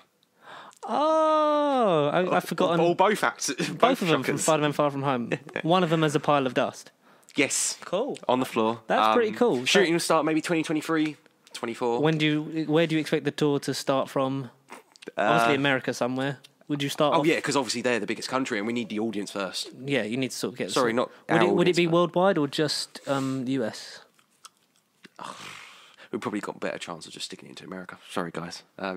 Sorry, guys. Maybe if there's like a precedence. Maybe there's a for, demand. for it to come. Yeah, for a demand for it to come over to the UK. Maybe we can sort of get that. That'd be nice. Maybe in the next decade, folks. But that's not all we've got, is it? Because we got a what have we got, Connor? I don't know. Another paper. What is this? We have got a TV series. A TV okay, series great. of- Okay, at least we know to base it off of. a TV series of. Harold's Night on the Moon. What the fuck's this? What is this? You've literally just come up with these. Exactly, that's the whole What is thing. this? We've got a sort of, so we've got a TV Who's series, Harold? the TV series of Harold's Night on the Moon. Who's Harold? Starring Starring Matthew Shepard. Starring Matthew Shepard. Starring Matthew Shepard. As Harold. That's where he's been, because he's got pre-production. Obviously, the must start moon. soon. And Martha Jones's mum. What? So Martha What is Jo- her name? What is her name? Oh, have you forgotten? What is her Forgotten what name? Martha Jones's mum's Martha called? Jones's mum. I think it's Adiola Aduba, something like that. Martha Jones's mum. I'm gonna save that in my Google search and be like, what? Yeah, Adjoa Ando. yeah. Ajoa Ando. Yeah. So Ajoa Ando and Matt and Matt our Shepard. Pacey Tube's very own Matthew Shepard are starring in a TV series adaptation of Harold's Night on the Moon. Can you tell us a bit about this? Very famous book that we all know very well. Yeah. What is this? So, the name, you may think he'll be on the moon, but Oh. it's not our moon. Oh, so is this a sci-fi story about sort of punk age space travel? It might. You might even go as far as to say cyberpunky. I might even throw that Ooh. idea. Make it a mechanical moon, make So it it's a futuristic very Blade sci- Runner-esque moon. So it's a very sci-fi concept. Is it Yeah. sort of based off of a kind of Jules Verne vibe of just, travelling long distance and discovering? Ad Astra-esque in the sense that it's just travelling amongst the stars. Oh, There's no that's other very concept nice. to it. It's just travelling. Are Adiola and Matt are they both on the spaceship, or is Matt playing Harold? Is what I want to know. I mean, yeah. I mean, he looks like a Harold. If I didn't know who he was, I'd say he looked. If I had to play a game of looking at someone and guessing their name, he looks like a Harold. If I saw him in 10 years' time, I'd be like, yeah, that's a Harold. That's a Harold. So, Harold. Is how many episodes are going to be in this season? Is it just one season, a mini series? Is it a long-term plan, like 8 odd years? Well, I think. Well, this is a very serious project. Sorry, I shouldn't laugh at your serious project. I'm thinking a mini-series format, maybe three 90 minutes. Oh, so episodes. along the Dracula Sherlock and era. yeah. Maybe Is there room for more? Stephen Moffat can. Oh, Stephen Moffat's behind writing it. Maybe he could be Is Stephen behind Moffat it. writing executive producing? So this is what I'm he's trying doing to contact after. him at the moment. Like, I've sent an email, but So he this is hasn't what got he's back to doing. me. Obviously, this is what you've heard through the grapevine for your various sources. So Stephen Moffat, is he confirmed to be showrunner, or are they just sort of? Is it a BBC project? Is that what you're saying? It might as well be. So will it be? So will it be on Netflix or will it just be on BBC? Oh no, BBC, because BBC. they're BBC. What? sticking it to the British. Yeah. Yeah. When does? Do you know? Have any idea when pre-production starts? You can throw in any other cast members that you want in it if you want. Like, is there other cast any members? surprise cast members that we should know about? No, I'll get back to you on that one. Okay. I'll get back to you on that one. When you think of an actor, you'll say it for another project, won't you? yeah, innit? Yeah, I do. So 3 episodes. Is Stephen Moffat writing all of them? Or is he doing a Gatiss kind of collab? We'll get a Taika Waititi in there, maybe. Oh, is he directing as and a- writing? Is it going to be like Mandalorian, so it'll be different writers and Yeah, stuff? Oh. each episode will be individually directed by said people. But Ah. then maybe you'll have a creative head, which is Moffat. Oh, him sort of like doing the creative. We're still kind of figuring out on the fly, as you can tell. Yeah. So Taika Waititi, is he directing the opener or the finale? The finale. We've got to go out with a bang. Oh, so what other directors are you trying to contact for episodes 1 and 2? Well, I think Moffat hopefully can just start it off. I mean, maybe. Moffat, you'll want Moffat to direct. Maybe. Jesus. Maybe. Come on, Steve. Go on, Steve. Who would you have for episode 2 then? Go out there. I keep mentioning his name. Edgar Wright. So Edgar Wright, Stephen Moffat, and Taika Waititi the dream directing team, mate. the mini-series that is Howl's Night on the Moon. When can we expect that to be on our screens then for BBC One? I think pre-production end of this year at a push. If everyone can So respond, are you pushing everyone for, can reply. Are you pushing for maybe a sort of festive release around 2021, sorry? Yes, because 2021 is our year. Yeah, so you Yes. want to sort of gain in on that Christmas special that Doctor Who absolutely. isn't doing. It clearly isn't doing, yes. That's fair enough. I look yeah. forward to Harold's Night on the Moon starring Matthew Shepard and Martha Harold. Jones's mum. Harold Shepard, yeah. Harold Shepard, mate. So that's a pretty good one. Are you enjoying this? It's making my brain work. It's good. All right. On the fly. But that's not the only project you've heard about, is it? Oh, no, I've got how many? So There's 8 in total, so you've got another 6. see, quick maths. There you go. Quick maths. So this one will be a vlog. Oh, a vlog? Is it a vlog series? Who's to say? What are there too many pop figures? Oh, so it's So it's going to be like a YouTube vlog. so it's like a YouTube vlog about Maybe a Pacey production. Maybe it's going to be our thing. Well, it could be. It's About too many. who's going to be fronting and presenting this vlog about the impact of pop figures? When you say pop figures, as in pop vinyls, yeah, as in pop vinyl figures. So the impact of them in society. Who is going to be presenting this vlog? I think Harold Shepard won't like this, but Brie Larson. Brie Larson. Oh wow! So we're really going to dive into the American aspect The of American. pop culture and Oh, the mate, this is going international. We're not just going American. Oh, really? This is who's in it with Brie Larson? Tom Baker. Tom Baker and Brie Larson. So Tom Baker. in a vlog. Tom Baker and Brie Larson are presenting a YouTube series about the obsessive. Impact, yeah, and the obsession of some people collecting the pop Right, vinyl figures, wow, that maybe. sounds really interesting. Yeah. I'd love to see that. What sort of brought this about? Paper, the trees. Have pop vinyl figures been sort of? They have. I know that they've had a really big cultural impact on people. They definitely have for some people, yeah, because like people do make, maybe they do make a living off of YouTube videos, but like unboxings and stuff like that. But this is sort of how they've sort of grabbed hold of people, and people are just buying like sort of obscure figures from like franchises. anything, literally anything you can think of. Then they'll have it like they've got Elton John ones and like Prince Harry and stuff like that. But they've also Prince got like Harry, Goldfinger and Yeah. Is there a particular focus on the American market and the Comic-Con sort of aspect of buying these kind of things and collecting them? That could be a push, yeah. Comic-Con will be definitely like a focus because that's where all that stuff kind of goes down in terms of signings, and that's where fans will show off. Yeah. Obviously, like vendors and stuff like that will try and get their sort of. Some of them will charge over the through the nose for like the big like limited edition ones, like with the Game of Thrones and stuff like that. Yeah. Is it going to look at just the con, or are you going to look at sort of how they've snuck into just basic retailers as well, like worldwide, or is it just in America? How they no, like a disease, like, really. They've sort of just overtaken everyone's mind. It's called pop, yeah. It's called pop. That sounds really interesting. How many parts can we expect this vlog series to be? Maybe 6. 6-part vlog series. Sort of a lengthy series, yeah. Maybe we'll have the first half set, or at least the first 2 will be in America, because it's the biggest audience, and like get it beginning and make it feel like as if it's worldwide, and then we'll spread. Like, and then each episode will maybe cover a different continent each. Maybe. Yeah. Oh, that'd be nice. That'd be really cool to see. I'm really looking forward to that. When can we expect that to sort of start? When does Tom? Well, because we'll be pro-productive. It's a pace. Oh, it's a pace. We'll like. Oh, this is that thing you've been working on for me that I've had no Yeah. idea about until just now. That's just really now. cool. Wait, so when can we expect to fly out with Tom and Bree to start off obviously in America and then go to the furthest reaches of the planet? When can we? I mean, maybe next Christmas. Oh, next Christmas. Wow. Yeah. So Maybe it'd be a new. Wow, a that's really Christmas, good. New Yeah, Year's especially like special focusing on thing. the Christmas. That's when aspect. we'll shoot. Maybe. Yeah, because then you'll get all the aspects of like how sort of just the panic buying of Christmas. Wow, that's really sort of really interesting. Because maybe we can actually go around in shops and witness people buying these pop figures. Almost like a Watchdog series sort of like thing. Yeah. We can actually like, yeah. I really sort of like that thing, Connor. I'm really looking forward to Brie Larson and Tom Baker presenting a vlog series. Series about toys. Hey, look, that's a pretty. There's no. You wait until you see some of the people that I have written in here. So what's next on the docket? Because we've got another. Channing Tatum. We've got another 5 to do. So. All right, a book. We've got there's a new book. So we got a new book series being written. All right. What's the topic? What's it about? A new book series. A pasty sheep story. Oh, our biographic work. Yes. Our life. Who is writing this book?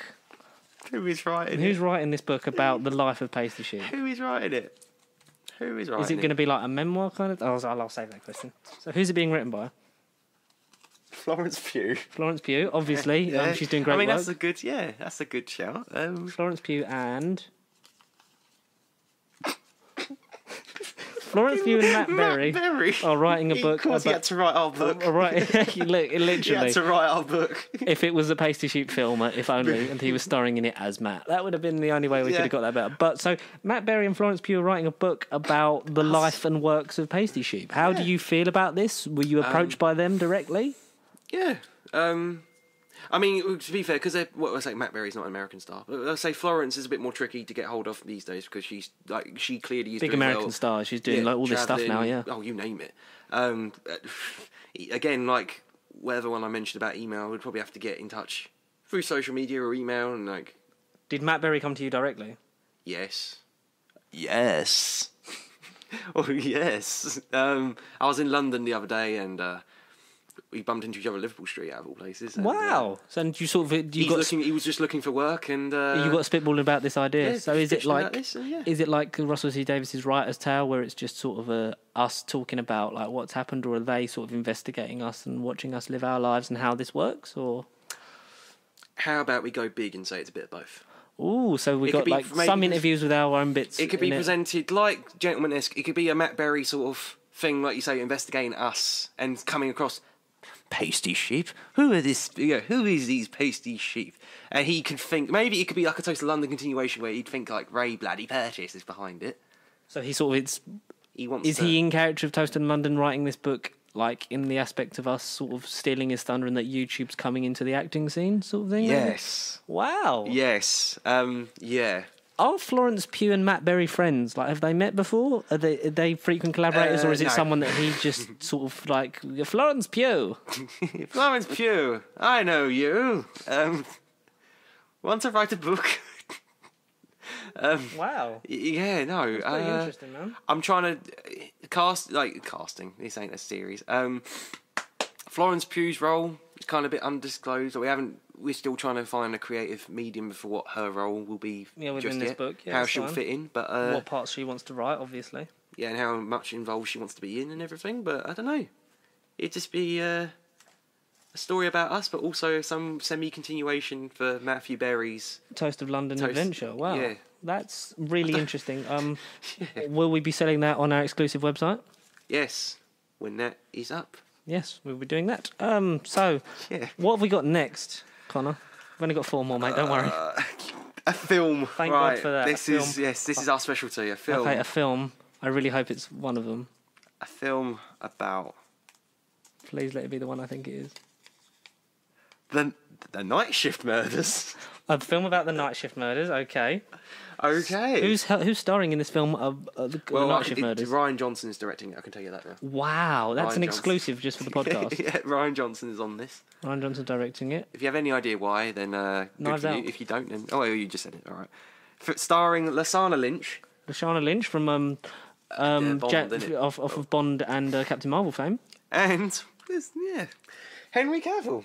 Henry Cavill and Lashana Lynch starring in Geralt the Night Shift Rivera Murders. of Superman. Yep, and in this film, tell us a bit about. So Ryan Johnson's directing this blockbuster. Yes. Is it a kind of murder mystery akin to Knives Out? Is this the Benoit Blanc follow-up, and Henry Cavill is his cousin? I like that idea. I do like that idea. Tell us a bit about The Night Shift Murders starring Henry Cavill and Lashana Lynch. Jesus. Okay, it's not going to be a murder. Despite, well, I say it's not going to be a murder, it's in the title. It's one of these films where... Makes you think, huh? It really does make you think, even right now. I was going to say it's not going to be a murder, but it clearly is a murder because it's in the title. It's one of these films where you think you know what's going to happen, but you don't. It'll flip upside your head. Yep. It's one of these where you'll walk in and walk out a different person. Yeah, it's going to really sort of rock the Mess world. with your Who head. is Henry Cavill playing in The Night Shift Murders? I do like Benoit Blanc's cousin. I like that. What's his name?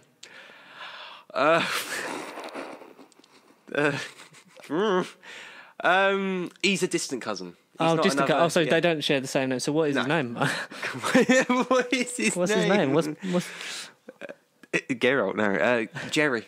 Jerry Jerry Blanc? Jerry LeBlanc. Jerry LeBlanc. Jerry LeBlanc. Okay. Yeah. Who's is Lashana Lynch sort of his assistant or? Yeah. I can't think of her name right now. Yeah. Sort of, it's an undisclosed role at the moment. You're not Yeah. really willing to say it, or is it? So it's a big important character. Who? You've got any other guest cast in mind for this ensemble? Like, are you getting smaller actors unknown, or are you going to have hide a few big names in it, like 1917 style? Well, we know. Well, I know at the moment that Michael Keaton is currently unemployed. Oh, Michael Keaton is. So he's going to be in it in some capacity. Is he like the police chief, or is he sort of something deeper than that? We're discussing it at the moment. We don't exactly know. Okay, yeah. Even he doesn't Fair know. enough. He just he heard about this and he thought, yeah, we'll jump on that way. Yep, got a call from his agent straight away. Okay, that's pretty cool. Is this just a standalone, or is there a look for this to be a franchise? Like, is it going to spin off from Knives Out? I think we'll go standalone for now. Play it safe. Mm-hmm. But maybe possibility for other things. See demand and cash, and see what the box office is. Cool. When can you expect this beautiful thing to be? Well, because we've got so many other projects that we've announced for you, like within the last 20 minutes. This will be one of the. This will be one on the back end. This will be on the back end. So maybe looking at a 2021 production start date. Phase 6 of the MCU kind of date. So who knows at this point? Who knows? So are you gonna go up against a big blockbuster from MCU? Is that what you're trying to sort of pull? YTE, we're coming for you. We'll take it. Basically that. Oh, that's pretty cool. We'll take you on. We're trying to sort of pull some stuff back to independent cinema. Yeah. Fair. An original director. I can't think of his name because it's original. But yeah, and then because of this film, he'll become the next YTE, and then we will take him on. Didn't you say Rian Johnson was directing it? Oh no, I'm breaking the script. Unless he got murdered. Oh, so maybe like there's multiple directors. Is that what you're going for? Sort of a first in cinema. Well, very interesting. I look forward to The Night Shift Murders when that drops with Henry Cavill and Lashana Lynch. What have we got? That may or may not feature Ryan Reynolds. Oh, that's a very nice That's a bombshell. That's nice to get some people in seats. What else have we got coming up? A puppet show. A puppet show of? Great. What have we got a puppet show of? A puppet show. There's one I really want for this. There's one I really want. Ugh. A puppet show of? Oh My Giddy Aunt, the Patrick Troughton biopic. Yeah. Oh My Giddy Aunt. So they're doing a puppet show of Patrick Troughton's biopic. It's called Oh My Giddy Aunt. Who's starring as these puppets? Patrick Troughton. Jesus. All right, I think this is the girl first. Oh no. Okay, so... Okay. Jude Law. Jude Law, and Millie Bobby Brown. Jude Law and Millie Bobby Brown are In a starring puppet show. in Oh My Giddy Aunt, the Patrick Troughton biopic, in puppet show form. Can you tell us a bit about what we can expect? Is this made by the Jim Henson Company, or is this an independent thing? Independent. This is a self-made original. Getting some new, Do not getting know some who new these people puppeteers are. involved. We've never met in person. I mean, we've exchanged emails and numbers, but I've never met these. So there's going to be some young up-and-comers that get him into the industry. That's a pretty cool thing. But then we've definitely gone for names that will attract people to seats. Oh yeah, exactly. Cool. Yeah. So is Jude Law? Obviously, the obvious question is Jude Law playing Patrick Troughton in his biopic? I do like the sound of that idea. Yes. Because obviously, like, the Yes. puppet can look like whatever, but is it Jude Law? Is Jude Law channeling a Troughton impression in his voice, or is it the younger years of Patrick Troughton and his stuff through the army? You've kind of got me there. I didn't even think of it. Was he in the army? Yeah, I think so. Because he used to wear a tea cozy on his head. Oh my giddy aunt! I didn't actually know that. Yeah, that's did why not know that's the that. title. I did not know that. No, I don't know. Well, he'll bring his own unique flair to the role. But Is it a certain? Can I ask if it's a certain time period in Patrick's life, or is it his whole life from early years to Who? And does it run beyond that to his returns? You know what? Yes, it's his whole life. Because you may, I didn't know about him in the army, but believe it or not, I don't know whether you knew this, but he got during his high school years, because it was the fashion back then. He had like longer hair to say the least, but like awfully extremely long hair. Well, he would do in the 20s, yes. But because of that, you know, this is like the untold stories of Troughton, not alone. Oh, so like, are you working with his family in order to bring a true version of his life? Experience, oh, yes. Lovely. Are there any of his family involved, like his sons, David, or whatever the other one's called? We'll see on that. That's very nice. Is it a nice sort of, are you working with the BBC on this in any way to sort of bring you the Doctor Who aspects of this puppet show, or are you just doing that you're going to just rip it off? Yeah, we'll rip it off completely. Okay, cool. That's cool. That's nice. But what I was going to go, because of his hair, part of the factor of this film, he got teased and got called a girl a lot, and you know, he like, there are some behind the scenes photos that I may or may not disclose to the public at some point, but he did kind of look a bit too feminine. And you know, if I show you them, you'll get one. And is this going to bring us and shed us a new light on the life of one of our greatest British actors? Yes, Patrick Troughton. I very much. Can I ask if William Hartnell is going to cameo in this as a puppet when he does obviously the regeneration? Well, because we all know what happened with Hartnell. Yeah, he's unfortunately you're kind of going to gloss over that. Yeah, yeah, we'll gloss over. Well, Troughton's not with us either, but yeah. Well, yeah. Yeah, we're considering alternatives.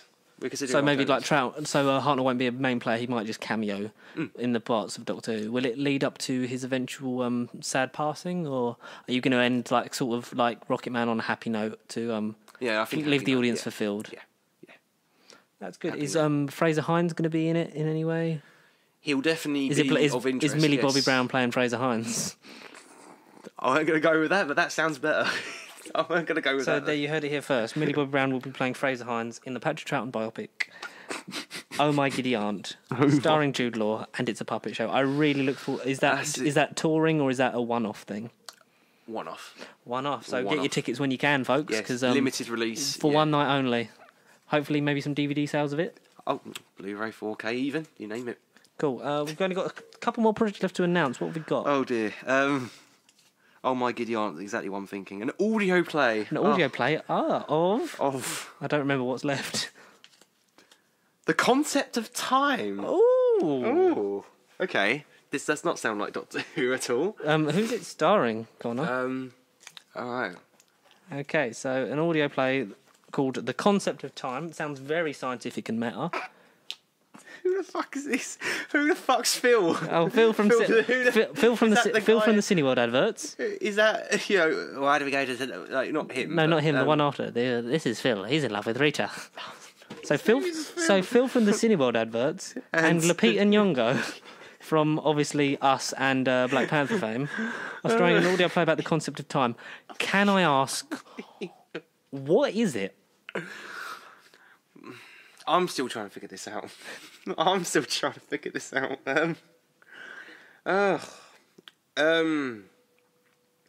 It's endorsed by Big Finish. Oh.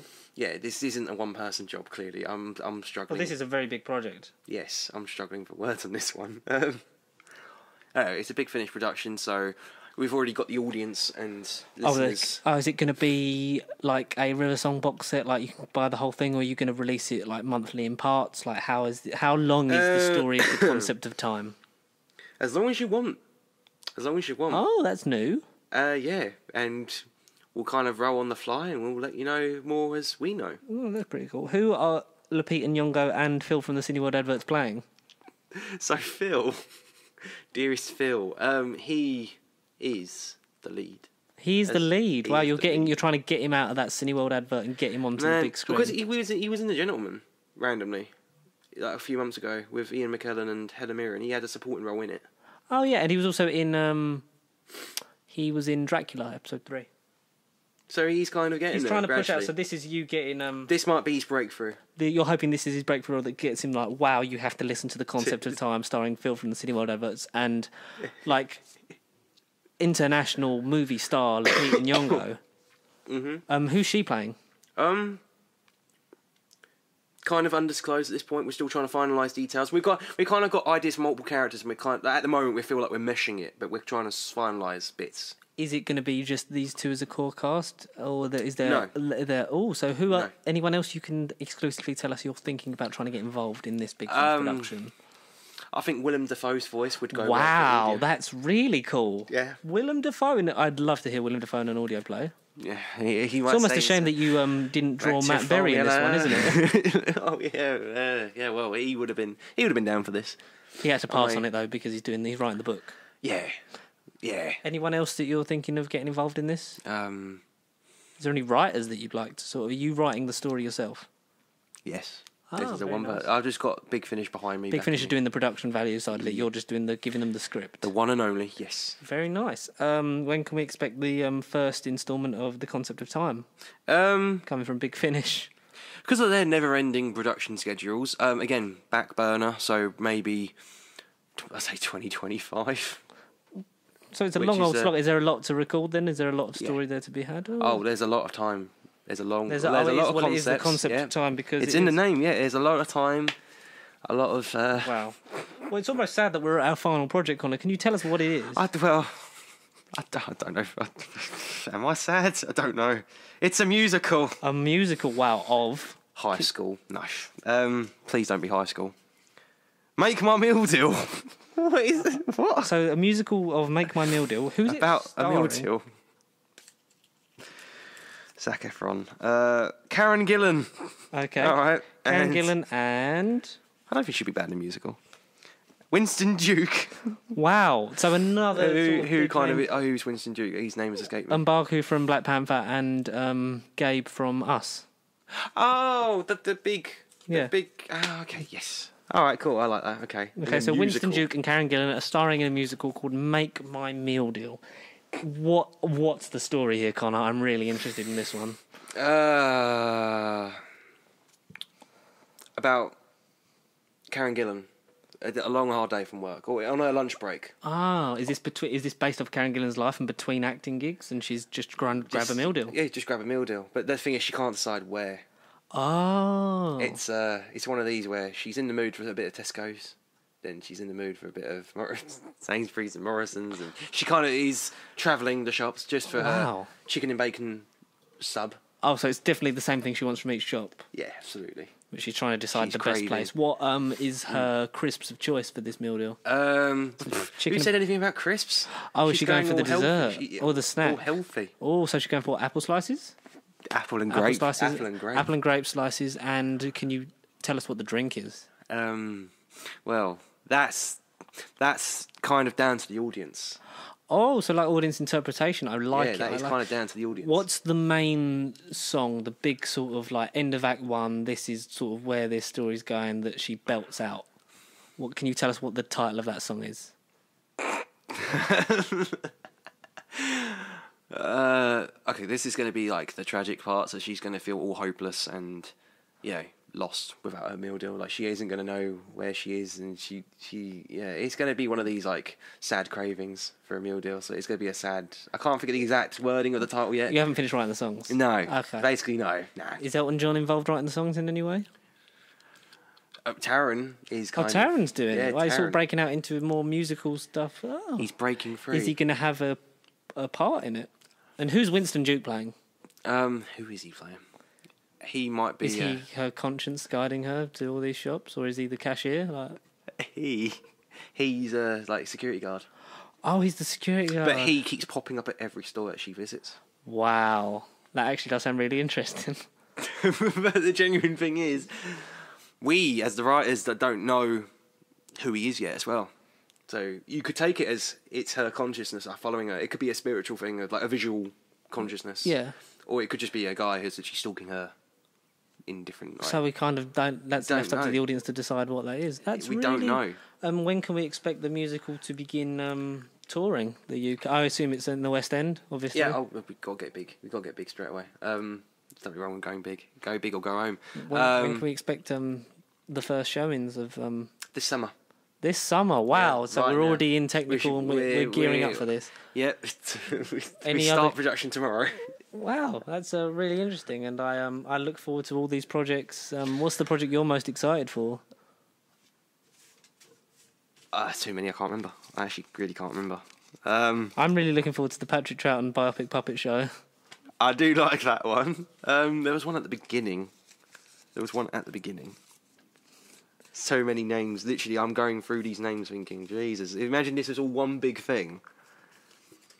I kind of like the vlog about the freaking The pop the figures. vinyls. Yeah, that's interesting concept. Hopefully, next Christmas we can expect that. But I like the Sound of the Moon one as well. Matt, obviously, breaking role in the Netflix. And then because I'm a computer gamer, I like the computer one. That's the first one. I Yeah, like the Whacking computer. Phoenix eating a computer. Well, tell us what of these amazing upcoming projects that are definitely happening you'd like to see, or if you can think of any other random things like that, just drop it in the comments below. Give us a like, or an email. give us a like, comment, and subscribe. Yeah, email us in. If you pick your random AI movie and tell us a bit about it, or if you want us to sort of break down anything else that you'd like to hear about, and we'll talk about Doctor Who next week because you haven't seen Orphan 55 yet, and then we'll talk about Might watch it tonight. Nikola Tesla's Night of Terror. So we'll do a double. So What's that? that's episode 4.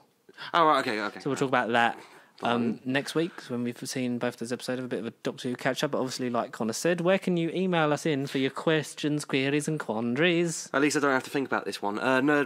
nerdbiblecontact@gmail.com. Follow us on all the social medias, your Facebook, your Instagrams. I want to say your WhatsApp. You don't follow people on there unless you stalk us. Your Twitter. What's the handle? What's the At Pasty Sheep. Fantastic. All the way. Obviously, leave us a subscribe if you're new here. Share it around if you're not, and help please leave us a comment or an email regarding any of these feature film. These get projects we're working on. our numbers up. Yeah. Give us a like because we got a lot of likes on the last episode. We're at 6. Nice. That's our first for a while. Let's double it. Let's go for cheeky 12. and say double. Yeah. Let's keep pushing on, and we'll let But you know. please when leave an more- email because we really We want to start reading some more out.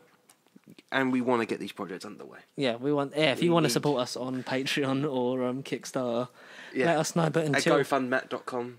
GoFundMat.com. Wow, Yeah, that's really cool. And we'll let you know of any upcoming stuff that we've got for real or fake. And we hope you've enjoyed this load of nonsense.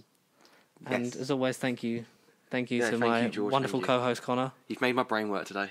Yeah, I thought this would be a bit of fun. So until the next time, we'll see you guys next week for another episode. 81. 81. Yeah, 81.